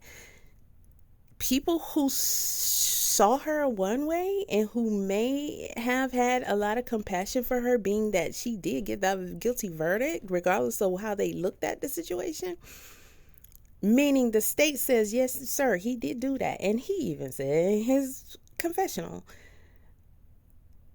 So people trying to give her all the respect, right? But now she's using this to echo bashing Velvet, which is unnecessary. No matter what they've been through. If that's the case, let's let them all come out and say, nigga, you smacked me on camera. I don't give a fuck about Eligio telling you to do that. Nigga, you should have took up for me when he was stomping my head in the ground. Nigga, you should have blah, blah, blah, blah, blah. You did this, you did that. They can do this all day. Is that what we want? No, that's not what we want. But people are condoning and defending Nateri doing this. What's her name? Nick, who did the interview, just did an interview, and I'm pretty sure that, well, exactly, it's why you're responding, because people came over here and said, hey, you do it. I mean, according to what you said, hey, do a response to this. And you said, sure, I'll hop right on it without even listening to the interview. These are all parts of why she in this mode right now. And it's justified. I'm going to keep saying this. I'm going to keep reiterating this because you keep jumping on her tail. The audacity. I'm not going to waste no time and let y'all just keep because everybody hates Velvet. Why don't she just get her a show called Everybody Hates Velvet? I mean, do you hate yourself? Is that what we revolving into? Because there's legitimate reasons why we was on her neck. But did you not want different? Do you not care? Or you just hate Velvet? Because if somebody comes along, which in earlier days they used to try to this left and right, you hating on her because you want to be with Eligio. Somebody told me that at least once. Because I stayed on her ass. Hey, nah, bruh, this ain't cute. We ain't feeling that. You wrong on this part. But if we gonna be honest, understanding why we did such harsh criticisms on her, because at the end of the day, when it comes to the fact that she had that baby there in that situation, it's no really regretting being on her neck like that. You can't undo that. You can't say, oh, I shouldn't have. No. However, what we can say, if we're going to be responsible in this, that there was factors that we were either not aware of or not understanding enough about it, or just just letting her know she was team too much was superseding all of that in our minds at that time. So since everybody's taking accountability, nobody ain't gonna take accountability and say she has been bashed the most. But when she say, I've been bullied my whole life, you're like, oh my God. What? She been bullied the whole time she was at Carbonation by everybody. So that's probably not true. That's probably not true. When she was doing her version of what everybody else was doing. Even, listen, some videos that I did commentary on, I went back and looked at it from a different perspective with a little bit of different information and put pieces together that I probably should have seen at the time. But even though I saw it in a way, I still was not letting up off of her for holding her accountable for what seemed like abuse or outrageous, and it was.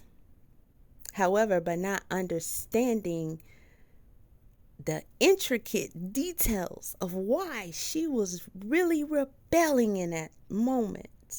We know she didn't like what Nature Boy was doing.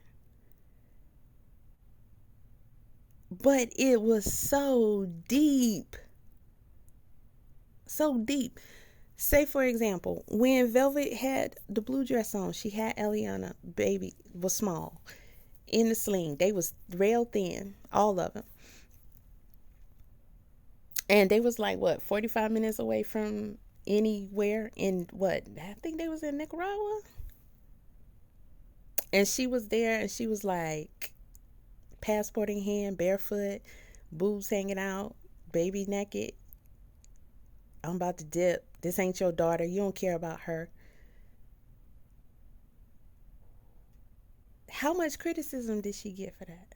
Even though we knew it's because she wasn't feeling what Nature Boy was doing, how much did it get downgraded, though, to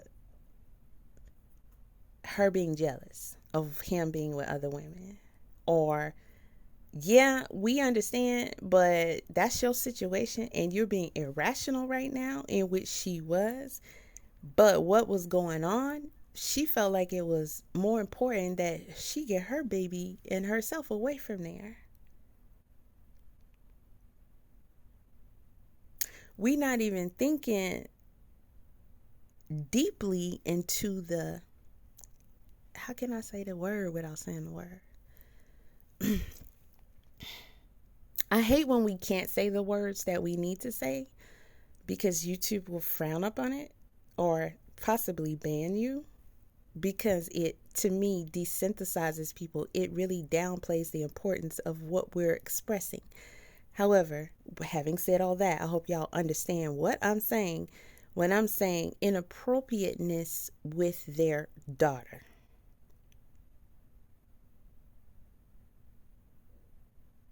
So in hindsight, when you look at that being the reason why this woman was willing to take off in the jungle with her passport and her naked baby in a sling and her no shoes on and not knowing where she gonna go or what she gonna do and who gonna do what, and he's saying, "No, I'm not gonna let you do that." We understood what he was saying with that, but it was also why he isolated them the way he did, to get them out there to where it's he can rationalize, you can't leave like this when they want to pull out when it's extreme.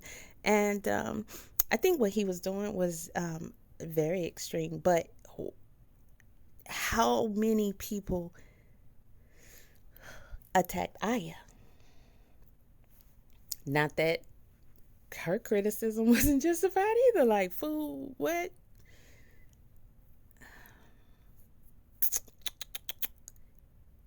Even when people look back on that, see, this is what I'm saying. Y'all don't never give Velvet no kind of respect. You don't give her no kind of condolences for the suffering she has had to do from others. She had to endure from others while she's enduring this type of suffering. And I'm here to give it to her if nobody else does, because I think that's important. And this jumping on her, that's going to have to chill. It don't matter how you feel about her at this point. We respecting the fact that all these people went through trauma that's just beyond.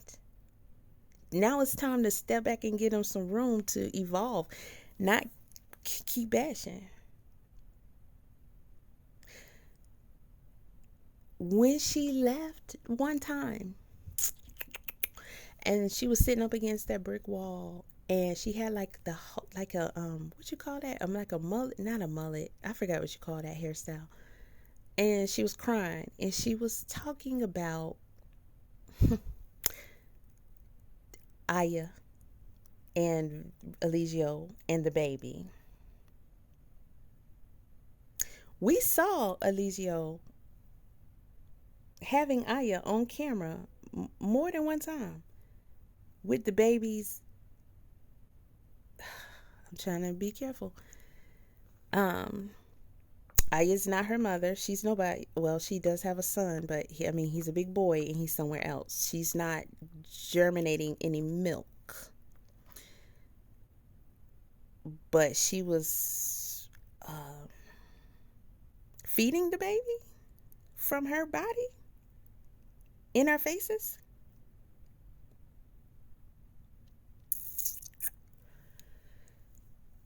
And the way they tried to explain that, we knew that's not what that was. But we weren't there to see what it was. But honestly,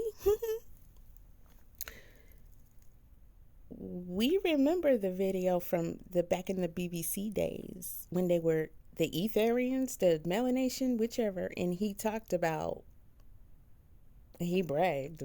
That's what he was doing. He was bragging. I let my son, when my son, he's drinking milk from his mother, and I'm blah, blah, blah, blah, blah, blah. Y'all know what he said. that's what they were doing with that baby. With this woman's baby. Which is why she wanted to get out of there.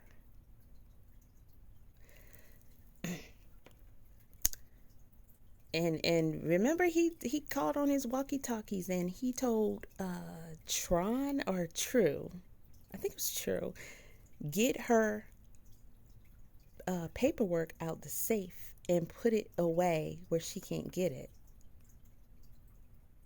so she couldn't leave. We saw all of this shit, y'all. We're not gonna act like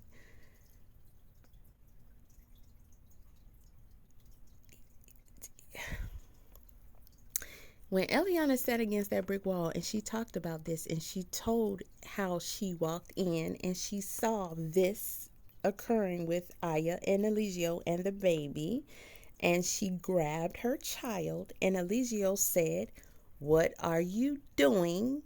Give Aya back the baby," to get right back like they were, "and you come join in." And she said she didn't want to, but she didn't want to get beat down. She didn't want, like, what was the alternative in that moment? From her understanding. And she said she did what he said. She got some serious backlash for that.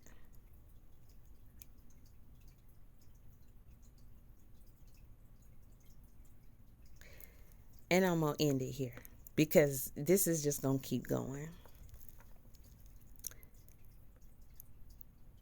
So y'all mean to tell me, with all this hate I'm seeing against her in response, her responding to this interview, y'all mean to tell me that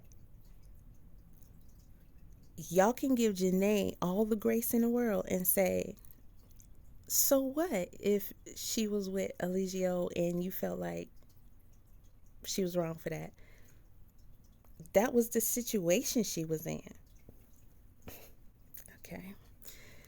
Cool, if that's how you want to look at it. But you still got to respect that that's her perspective on it. I don't think that even if we disagree with her, and which I don't, but if we disagree on her having that perspective, you still cannot tell her she can't feel like that. Damn you all to hell with that. That was her dude. She wasn't with that shit. It wasn't no secret to nobody. So as my friend, be my friend. Don't not be my friend. Say I don't care. Be with your dude while he making us do all kind of stuff. And then you gonna turn around and get mad because I was with your dude who wasn't your dude anymore, even though my dude was my dude at the time, but your dude wasn't even your dude no more. Ugh, that's a little cold-blooded to me. But either way, y'all saying Janae got it. Okay, cool. So she got it on that, but Eliana don't got it in no way, shape, or form.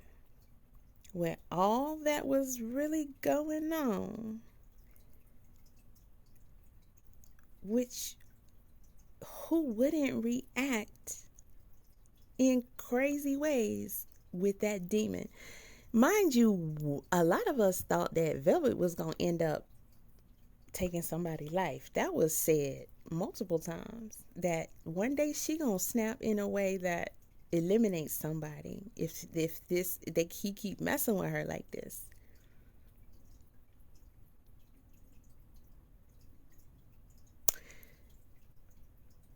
Didn't she go back after she told them about that? I think she did go back after she told us about that. And all I keep hearing is, Velvet, you went back. But y'all ain't saying that about Janae either. So I'm just trying to figure out, like, are y'all being like Eligio? Because it feel like y'all being just like Eligio. I mean, we knew a lot of things, even things that we didn't see directly. But that was kind of his perk, things we didn't see. I mean, if we saw a lot of those things, he would have been, probably all of them, in jail. But that was to his advantage because it was allowing for, and this is for a lot of people. People made these women the bad guys, everybody the bad guys at any point in time. Most of the time, none of this was blamed on Nature Boy, except for people who just literally took the position that this dude is the bad guy. He's, constructing all of this, and he putting these people in this position, and they not trying to see nothing different. Somebody said in the comment section today, she said, "Oh, I didn't know all of that about Velvet, because I really wasn't paying her no attention. I was just focused on Nature Boy being such a demon." A lot of people just saw it just like that. They weren't even really looking at what the people were doing because, they just, from their perspective, this is all Nature Boy's doing anyway.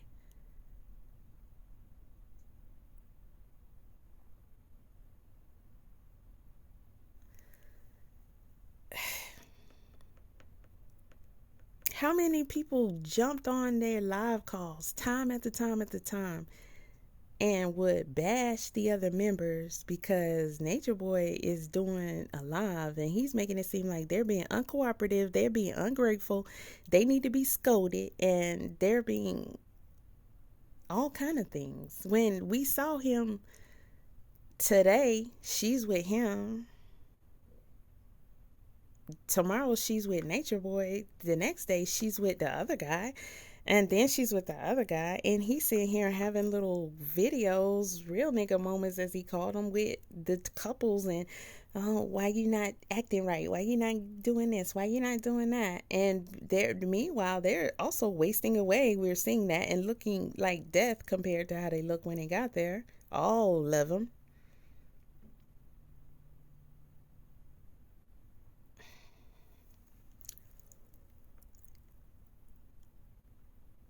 At minimum, y'all really owe this girl a lot. And to be honest, the least you can do is try and stick up for her or not bash her like you used to. If you're not going to do it to Janae or nobody else, you shouldn't be doing it to her. And quit assuming everything about her is fake, it's a lie, it's drama, it's her starting it. And all of these things that's been going on for years with her. Enough is enough. Enough is enough. The only people that are really still getting that type of criticism is the ones that's still there. Aya, Malia, somewhat Zoka. Who else is there? Fufu. Y'all not doing this with nobody else. How is it, when you think about it, how is it not hard for her coming into this at 19? How is it not hard for her with her perceptions, with him being in her ear the way he was ever so good at it, however that went, whatever he was saying, it worked.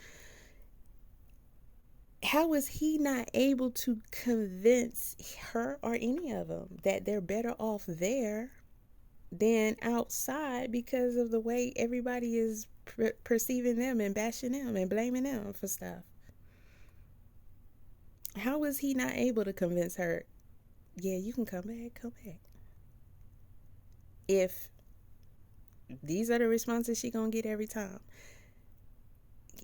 Nobody could not deny the fact that even though one of the issues with her was that she never really was saying anything, and we know one of the reasons because she still cared about him and didn't want to expose him like that. But another one is because this is stuff that she was allowing and complicit in and participating in. It's not really easy to sit up there and admit that. If this girl would have been said some shit and Ben took that to the law,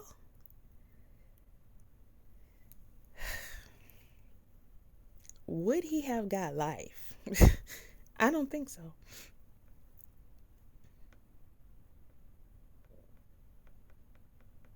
They weren't even in Georgia. They was other places, right? I don't think she ever was with him when they was in Georgia. Now, in Georgia law, as far as the RAPE with a child, yeah. But it has to be literally, it explains it. Y'all can go read it. What constitute is that?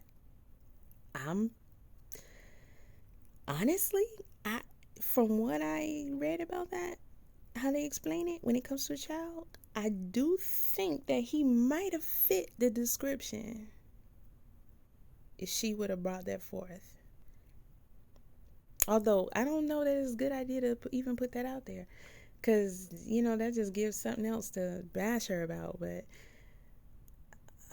what I'm trying to say, these are the things that we know was going on over there, and she was trying to say it. It didn't really matter what she said. People would still jump on her. Why did you let it happen? This and that. She was crying her heart out. I didn't want to. And even with Mama Diaz, she was crying her butt off. And honestly, her argument in that was legit. I said so when I did commentary about it. Like, as much as I would actually like to stick it to her on that, that's one situation where I feel like she kind of exempt in a way from that because of her position and her age at the time. And at least she's given that much information, because that was, in case nobody paid attention, that was the most or the first piece, well, actually the most part of damaging information against them in that situation that anybody said to this day, outside of her family, of course, Mama Diaz's family. But I'm talking about from the crew.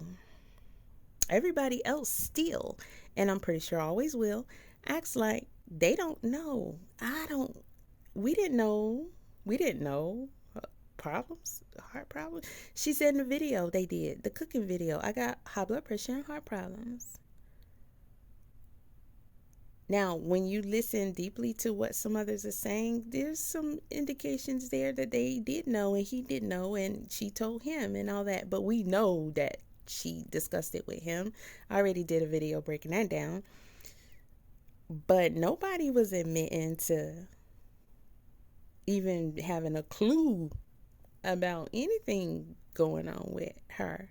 But in a separate time, Nature Boy was like, she knew the risk she was taking. She chose. She's 65 years old. 63, he kept saying. She like 50 something. Her daughter said she was like 55 or 59. You had her information. You had her death certificate. You had her wallet, her ID, all that. You knew how old that woman was. He just tried to further say, oh, she was like a mama to us. A mama that you sleep with. We know he'll do that too. So that's that. But nobody was saying anything as honest as what Eliana said. She came to me. She said she had problems with her leg. I could see the problems with her leg. That's the best thing anybody can do, is come to somebody else to let them know, I think something wrong. She went to whatever she felt like was the safest place. And Eliana said she told her, you been taking your medicine? Okay, ding, ding, ding. That's letting y'all know we knew she was taking medicine. Eliana ain't getting no credit for this shit. Well, I'd go talk to Nature Boy because he's in charge. I don't know if you feel like you need to go to the hospital. Maybe he should take you and you should go tell him. She even said she looked at her leg and she could tell. She didn't be specific, but she said she could tell something was wrong with her leg. That was a lot at that time. Yeah, that was a lot. Even to this day, it's a lot because ain't nobody else saying that. Her family put shit on blast, but she also, I told y'all this girl been dry snitching on Eligio. She also said she could tell that she was scared to tell Nature Boy. She knew, everybody knew what the drill was with him, with all that. That's the whole point in them joining and being out there, getting away from doctors, medications, all that. Plus, she said Mama Dia said, well, she didn't say she said it, but she said she knew Mama Dia wanted to have sex. I still ain't got into that, which is another video.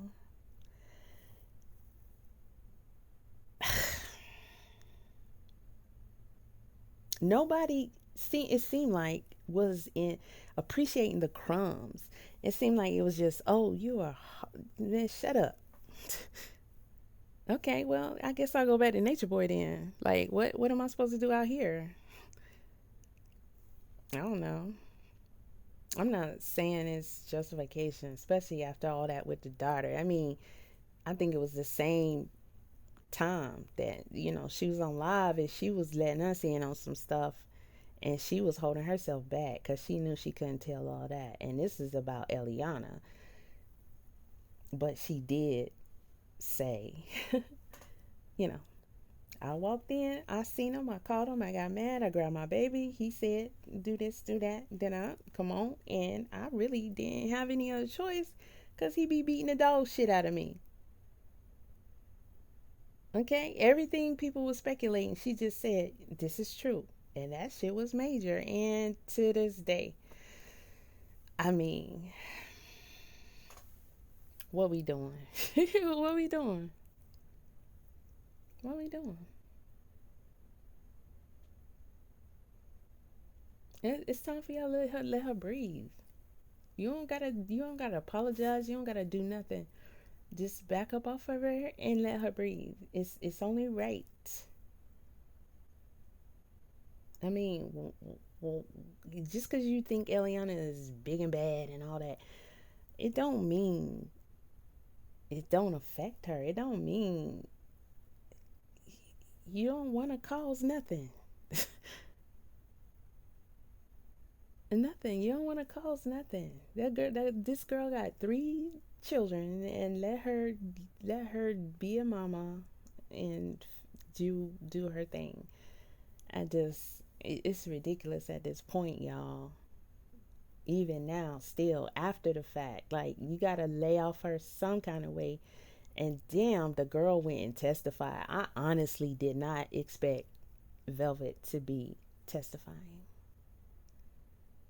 I know there's other people, plenty of people out here who's saying the same thing. You never, like, what, Velvet testifying?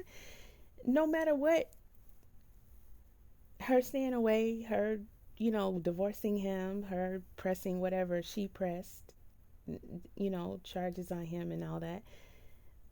Nobody would have expected her to testify knowing that this could really put him away. And she did that, but look at the response she got. I couldn't believe it. I still don't believe it. Y'all talking about she didn't acknowledge Janae. She didn't thank Janae. She didn't say Janae's name. And then Neek was like, I did my own commentary on that, but jeez, man. This one is just too hard, especially after I'm really glad I did this, because I just listened to her introduction and I read the comment section, I knew she wasn't giving her a fair shot. So as y'all heard it, I'm hearing it. Her response to Velvet. And this was big. I'm not even trying to suggest that anybody, feel a way about Stinsona.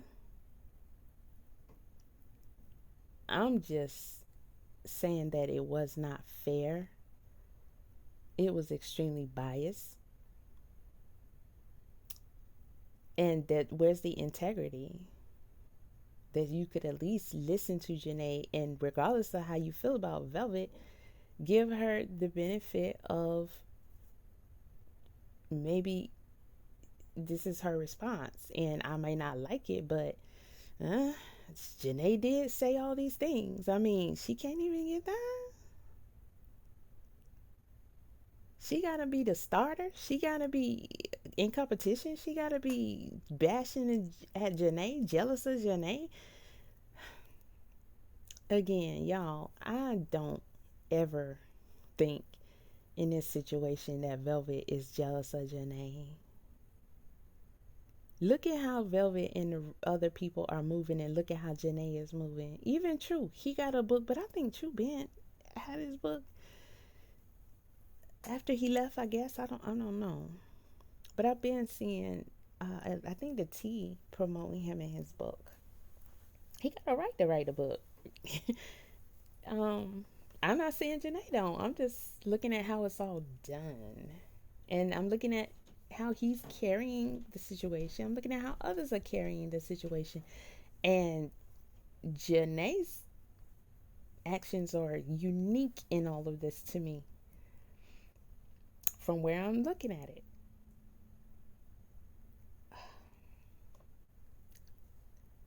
I think the others are being more respectful towards each other and themselves, and they're being more professional about it, which is going to carry them a lot longer and bigger than how Janae is doing. I don't want to be no Nene Leakes because I don't like her either. But, you can't win when you're dirty, honey. Although it do seem like people be winning when they dirty. But, she crashing, in my opinion. That decision to mention Velvet and say the things, that was a bad one. And she deserves criticism for that. And who better to do it than Velvet herself? And y'all can't even step back and let her do that? Okay. I mean, if you can give her that, then maybe in the future she'd be willing to extend some grace to Janae. Because why y'all saying she's jealous of Janae? Janae's going to need that grace. I mean, maybe listen to it again. Since you heard my commentary, and really listen instead of saying, I hate you. Shut up. Because that's what people be saying when she be talking. Okay. But, why bash me? And my kids still got to eat. They got to have a roof over their head, just like you. I'm not sitting back trying to mess with yours. I'm letting you do you. She don't want to let her do her. Why would you even play with that? Janae don't have the upper hand. Just because she the one who put Nature Boy away. If y'all thinking that, you might be kind of, just analyzing it incorrectly. See how nicely I did that? Yeah. That's not the case. Especially with her techie behavior. It's never good etiquette to sit up there and bash Velvet, regardless of what happened and what the situation is. Now, you bashing a fellow victim, and you causing more trauma, and y'all got siblings. But you sitting up here, I'm the one that's... No, you're clearly showing us who you are. All day. I'm taking accountability, and she's not. That's not what I see. I would not be by myself. I saw people in the comment section over there when the interview was taking place, and they were saying, damn, Janae, I was rocking with you, but after seeing this, after the way you did Velvet, you ain't have to do her like that. And I don't even like her. But that was people already looking at Janae sideways because of the way she been moving. So I didn't even have to restate anything I've already said. It's displaying itself. But they still try to support her and respect her position. And look, she keep outdoing herself every time. A couple of days like, oh, my book, my book. Wow. If you go back and watch that one, which sounds like you probably didn't, she was yelling about Velvet then. Okay. Then, not even a week later, you got this big interview. Okay, cool. You want to sell your book that ain't even went to press yet. Weird again, but okay. I guess we need the money. I hope they get their books. All right, that's all I'm saying. But you wanna go all in on Velvet like that? Why you got this spotlight on this big platform, but not big platform? Not to bash Nick's platform, it far exceeds mine in every way. She got way more numbers, way more supporters, way more commenters, all that. And this trial really brought it in for her. So I don't even know what her numbers is now. That's not what I'm saying.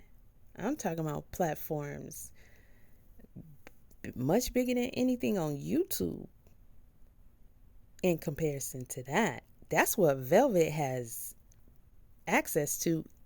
While Courtney talking about his inbox, which I ain't calling him a liar, but I'm just saying he ran his mouth.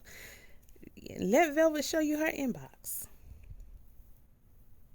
You think Janae would have stopped at Nick at Night if she had, I don't know, MSNBC or, movie deals or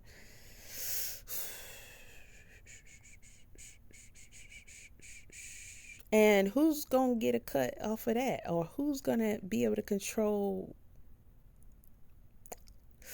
the carbonation name? I mean, just, when we talk about how you going to use that without permission or giving up some coins or I don't know. I just, dang girl, I wouldn't even be doing all this here.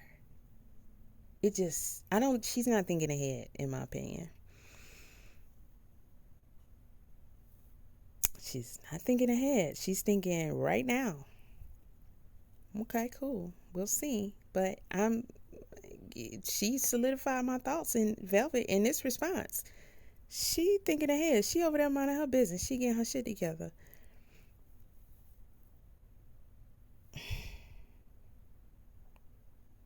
But can you stop talking about me while I'm over here doing this? Because I ain't messing with you. I don't got time to worry about that. That's cool. If she feel like this is what she want to do, she went through what she went through. Let her do. But leave everybody else alone. Be respectful. Just as they are clearly doing to you. Since I'm saying this jogged me on something. Who was it? The T? Oh yeah, the T. Janae's partner. I also noticed how she brought up what appeared to be not a freshly new video from another member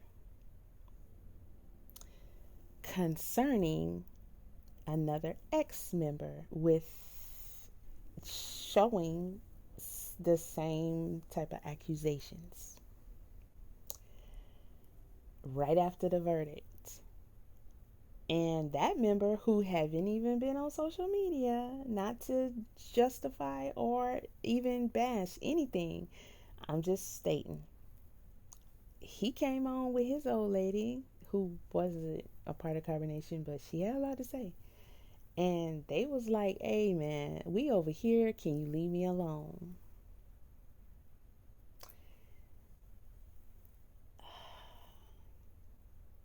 I was going to do commentary on it, but I decided not to. Because I didn't want to amplify it even more. I felt like, why would we want to stir that up? Yeah, she got 15 years to do what she want to do, but who said she wanted to go through that? So what is she going to do now that you've brought this forward? I don't know if they discussed this in the past, but this young lady has her own platform. She's already talked about it. That's where it came from. And she even did a song about carbonation. So, no, everybody's clear on what her story was and all that. And it just seemed to me like it was a bit suggestive to incite more issues. But I thought we were saying that these were victims, though. Like, literally, all of them. I don't know what's going on, y'all.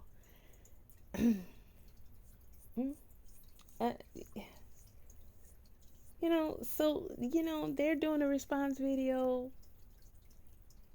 and because how can you not respond to that? It's kind of like, if you don't touch it, it's gonna grow. If you do touch it, it might grow. But when these members say, I prefer to be left alone, I don't want to, which he already made that clear a long time ago, and he went away. But if they're saying this, regardless of what happened, the person who got punished in that way was Eligio. And we should just respect that, in my opinion, and not try to keep saying you should go down for this and you should go down for that and you should go down for that and you should go down for that. Because at the end of the day, if we got something to really make charges stick on them, instead of talking about it, then go ahead and do it if you feel like you can do that. But if you can't, what are you doing? Everybody wanted them out of carbonation, and they out of carbonation at this point. And Eligio ain't doing no more carbonation unless he got a jail version. And we ain't worried about what's going on in jail, because we not in jail. Okay. After all these years, these people are free.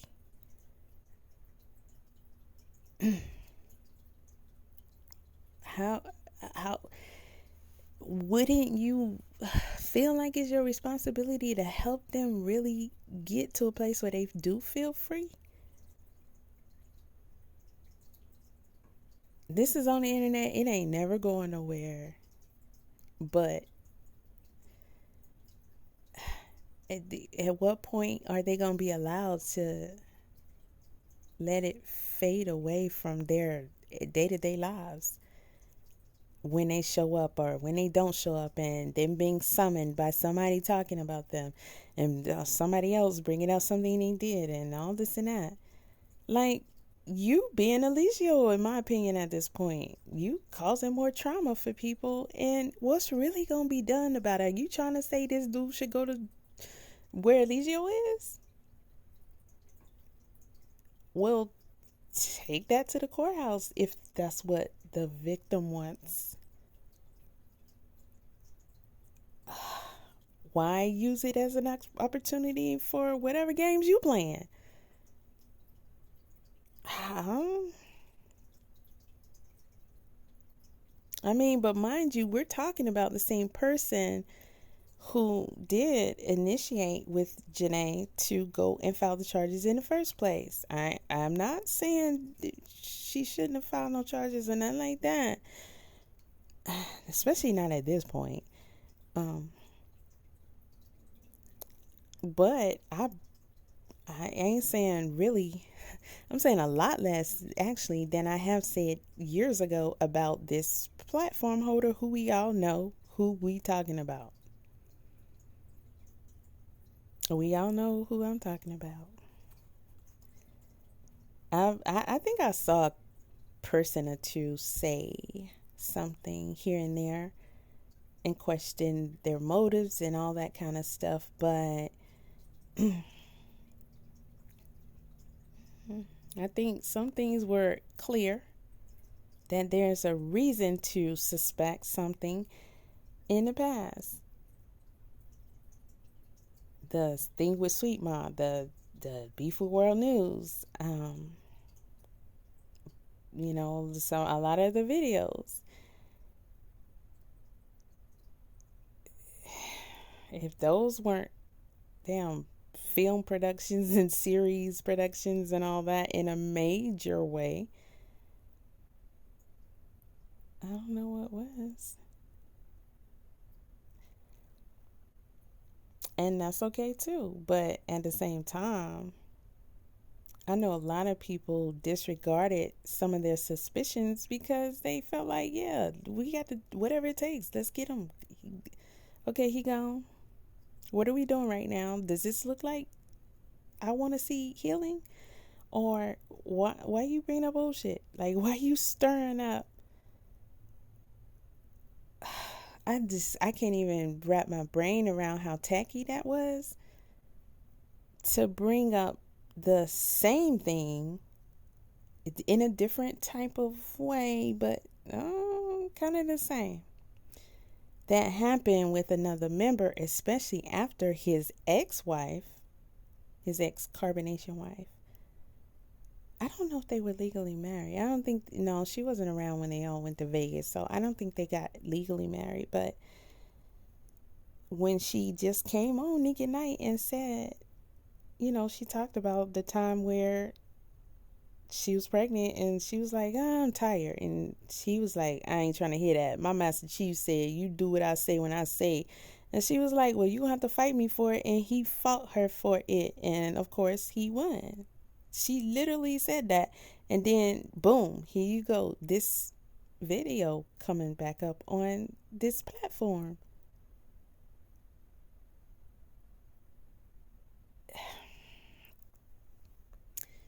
I mean, all this time, I thought this was about being the end of everything that we seen at Carbonation. I thought this was about the end of all that, the end of Eligio, the end of his impact on people's lives, not further pushing that and further instigating it. I don't even know how anybody can be entertained by this anymore. I honestly thought a lot of us stopped being entertained a long time ago. As soon as you saw that this dude was a demon, and that was back in the early stages.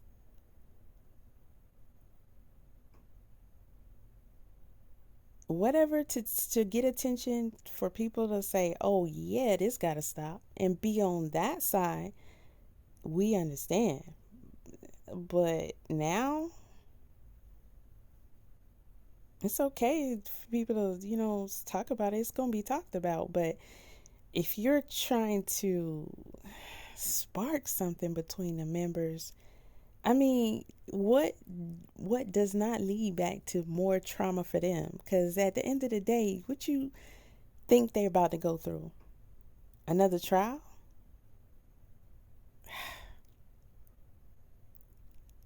How tedious would that be? It won't be like quick and fast like Nature Boy's trial. Simple and easy. Who's confessing? Nobody? Oh, okay. I mean, well, so what?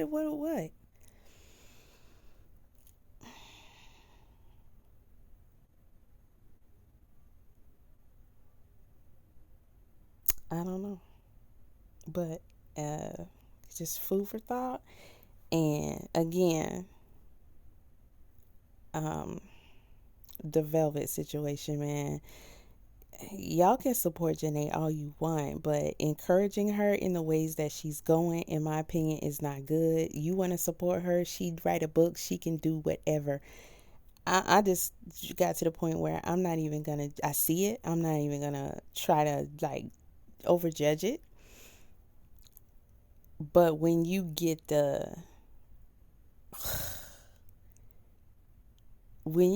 coming after Velvet like you've been doing, okay, I'm gonna tell you you're wrong. Then y'all not you condoning it or not even listening to what happened. But you gonna dog walk Velvet in every aspect? She didn't get air to breathe in any capacity. And I'm just still kind of blown away by all that was going on in this video. And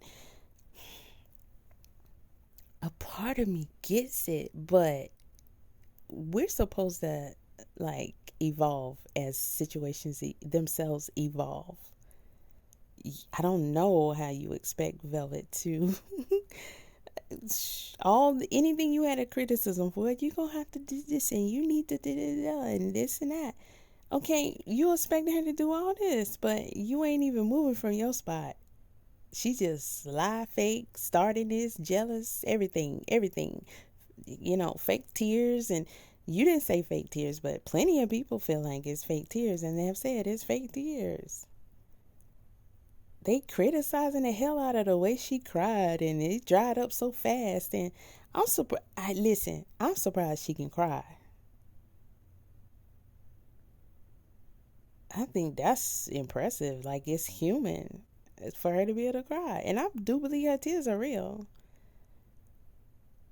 I don't know why y'all think they not.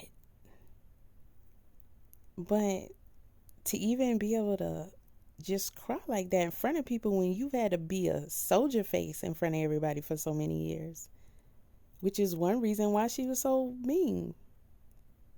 She couldn't afford to be like that. Y'all go back to that dang old video that I mentioned where her in the blue dress with baby Ellie and Nature Boy with the camera in her face. And she was so heated. And she was telling him, nah, this ain't your daughter. You don't care about her. And he trying to act like he was acting because he know we wasn't there. We didn't see what happened. Oh, so you telling me I don't got a daughter no more because you mad? And she like, no, this ain't your daughter no more.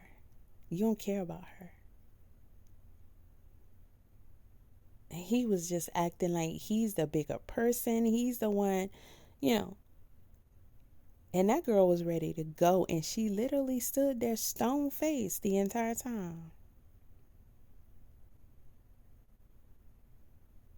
When you got to constantly put on these types of positions, because literally your life depends on it, to tell yourself, okay, you feel like crying in this moment, go ahead and cry. That's I don't know.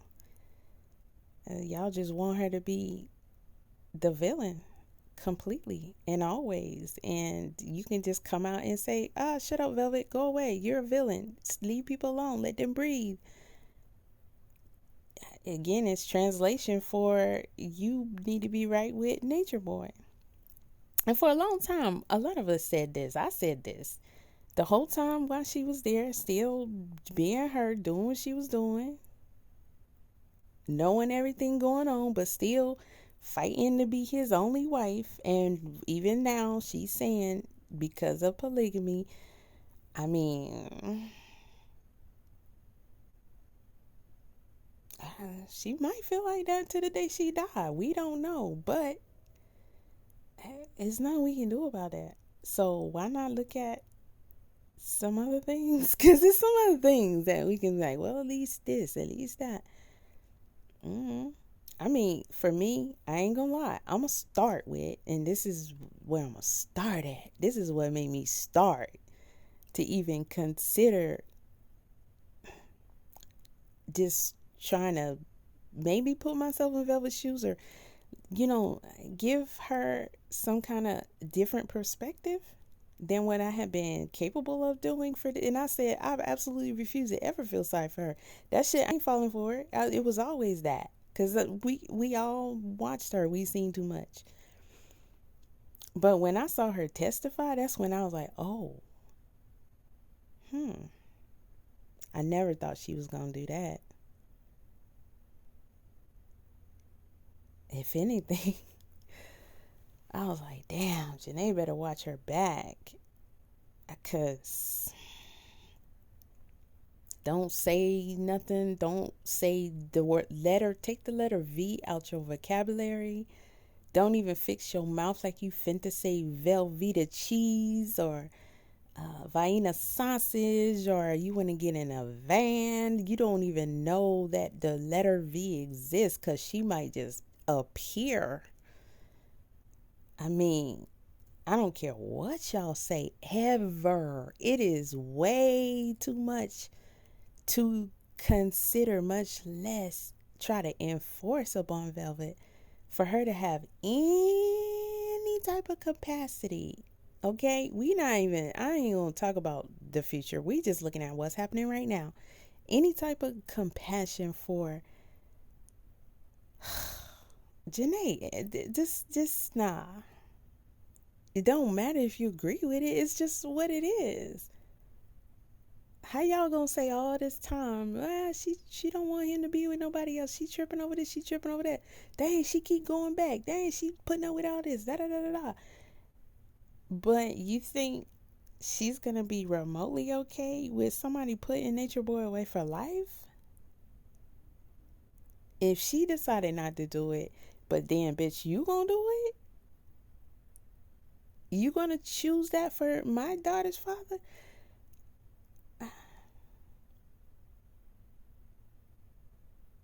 If y'all want to say she want to hold this power and that power, I think at the end of the day, and who knows, I could be wrong, but I don't know that she'll admit any of it, but I wouldn't expect her to, because it would just seem bad. Nobody would try and understand her. But I think if she would like to be the one to hold the power in that regards, to say, well, if anybody can put him away, it's me, and I'm not doing that. So I'm glad so far nobody else can do that. Because, I mean, again, I'm not saying she could have, because she wasn't here in Georgia with him. But I don't think that she would have. But that's me on the outside looking in. She may have been processing some heavy parts and like, yeah, he gotta go. Because she may not ever want him to get a hold of her daughter. In all honesty. Maybe. She's making it clear she don't want Solar to. She said her children would never ever know their father. And Solar been walking around these streets. Solar just did another interview yesterday. He ain't in jail. He free. So I think that's pretty clear.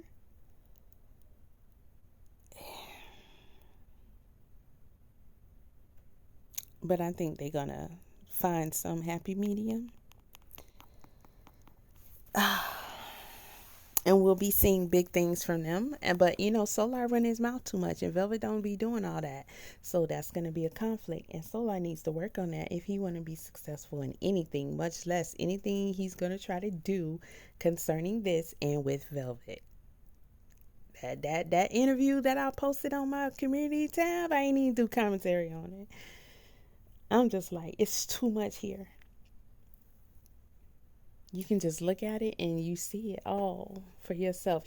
Listen, Solar, if you go watch it, he was with Gagu, I think. Solar said Janae was there before him. So she's seen more. Now, even if he was trying to say she knew about carbonation or was in touch with carbonation before, that is not the same as being there. And you're not going to see shit until you go there. Although we see a lot. But to really know how deep it was, which is what he's saying by that, you gotta have been there. And she didn't come to like maybe 2 years after Solar. But I had to rewind it. I said, did he just say that Janae was at carbonation before him? The only way that could be possible, because we know Janae been trying to get in carbonation for a long time, is if she came there on the sly, got done up by Eligio, and, he sent her on her way. And that may be possible. given, the way that story has been going. Again, there's so many layers to this that has not been revealed, even though some of us pretty much have figured some things out that we know they never gonna talk about. Ain't nobody ever gonna say no more about Mama Dia, that's for sure. And some other things. It's just not, they're not gonna do it. They're not gonna do it. It's too deep. And it's impossible to inform y'all of things so heavy without it being like super damaging for them. Whether it can be anything done about it legally, y'all are gonna be like, what the hell? So you knew this the whole time. You actually was there. You actually knew about this occurring again and again and again. It just, and you participated in some of it. Like, there's no way they're gonna survive any of that. So they're not gonna say much more than has been said. And if somebody, hopefully that's not Janae, because sister, if you might want to rewrite that book if you need to, because I hope you're listening. It's not gonna turn out good for you, and that's a bad decision. If you are telling things that other people are not gonna talk about, be prepared for what comes with that.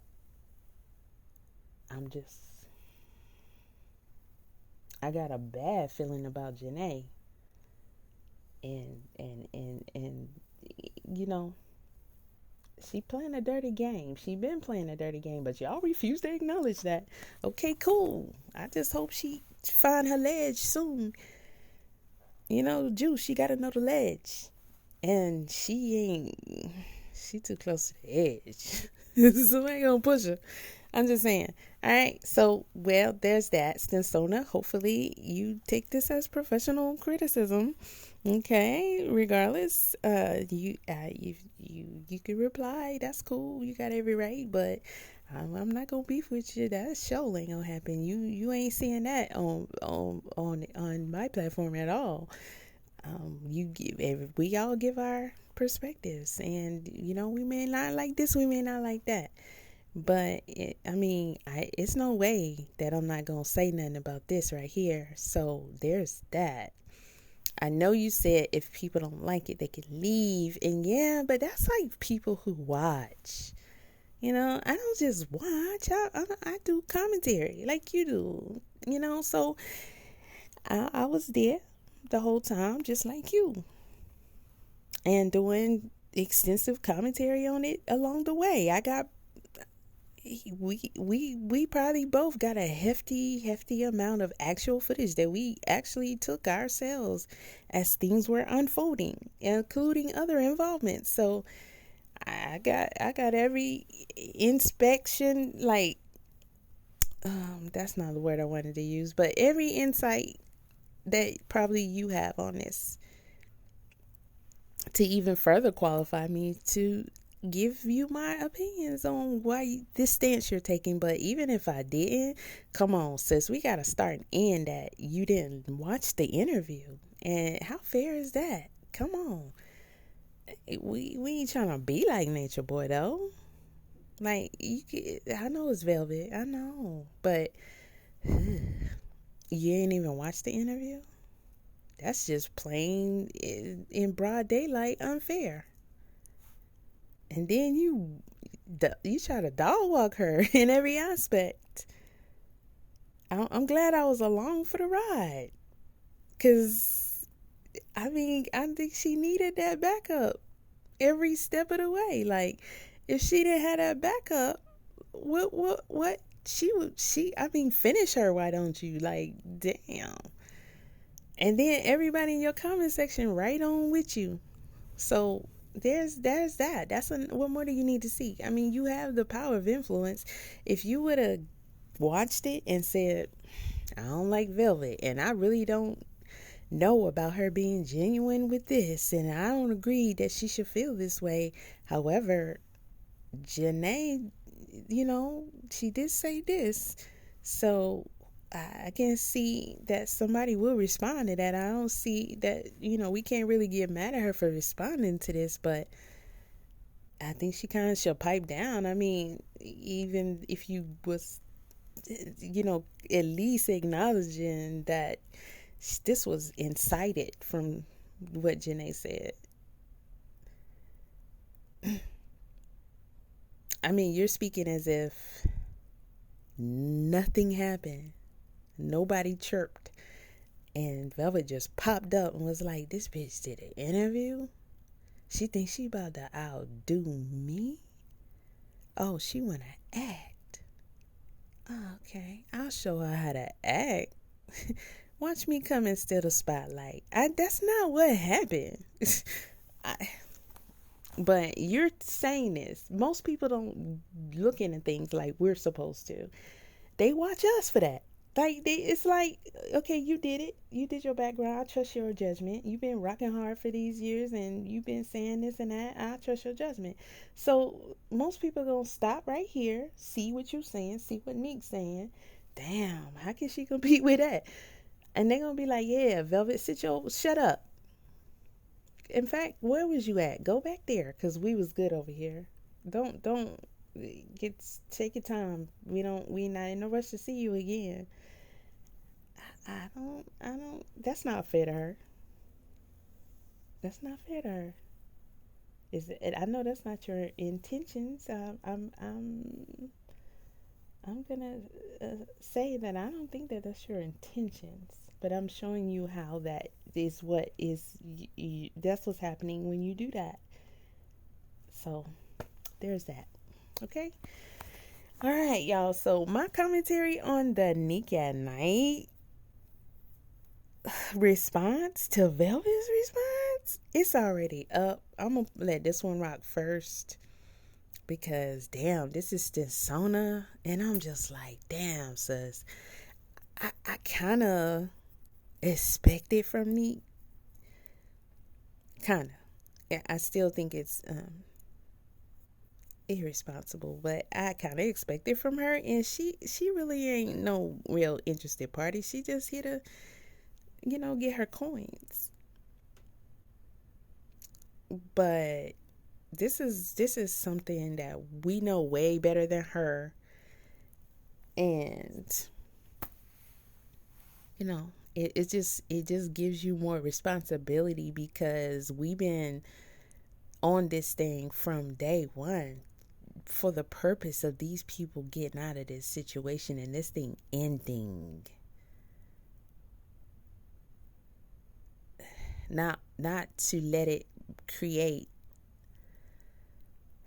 How is it not going to affect you? Because my commentaries and style of commentaries and things that come out of my mouth has all evolved to a place where I would like to bring it back from, because it's happened to everybody. But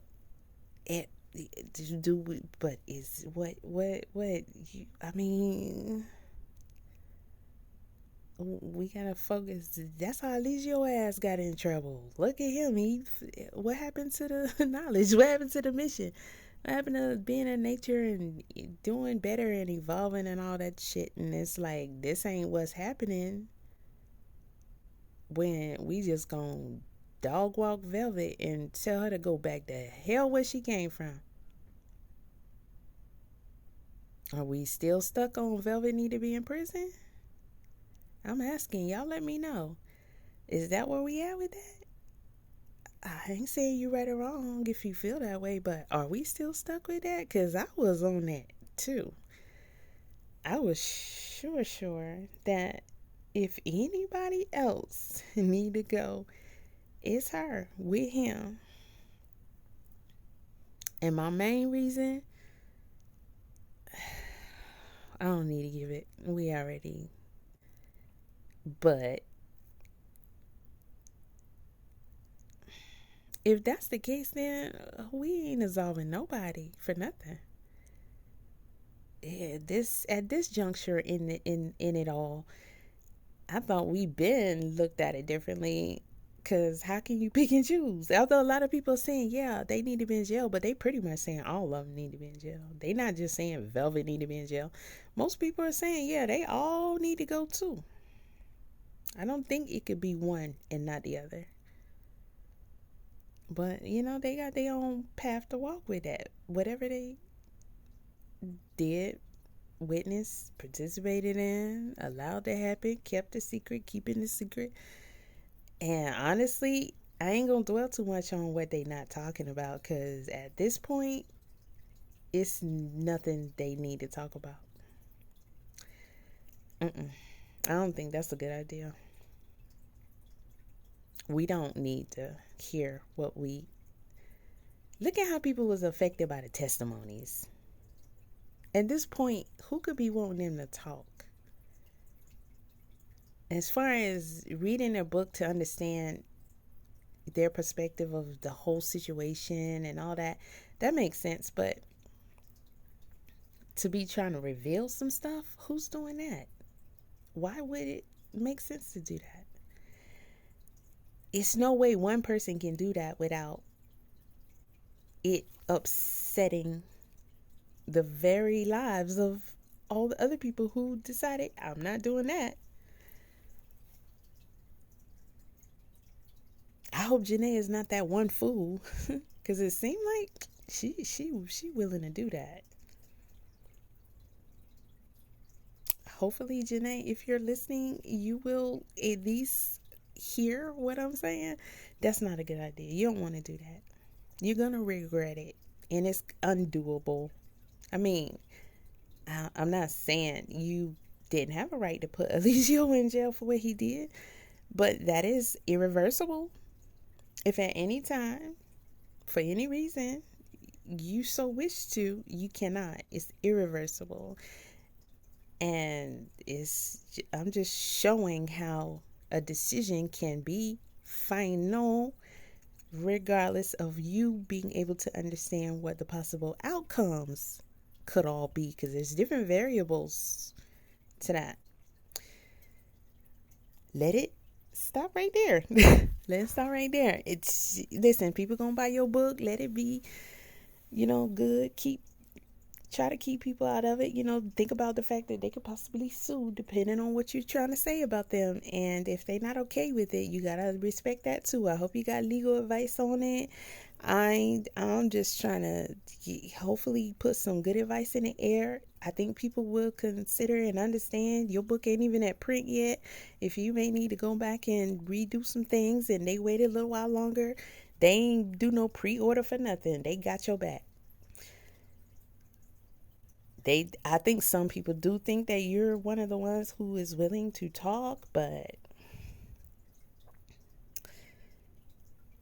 I don't think you can foresee all that could come from that. With whatever knowledge you may have, I don't really think it's half as much as the others, honestly.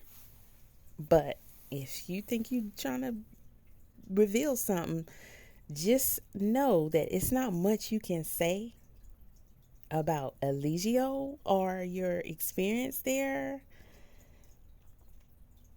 that won't directly affect or involve other people. Since you feel like you got a right to talk, and people say, oh, they part of her experience, so she can talk about them too. Okay, if you want to say that. Maybe, but there can be some consequences to that. That I don't know. You ain't gonna be there to help her with that. This is not no jokey joke. Like she up here laughing and all that. It ain't no joke. But you have been warned, in case nobody else has told you, because they just whatever. You have been warned, and there's that, and I'm out.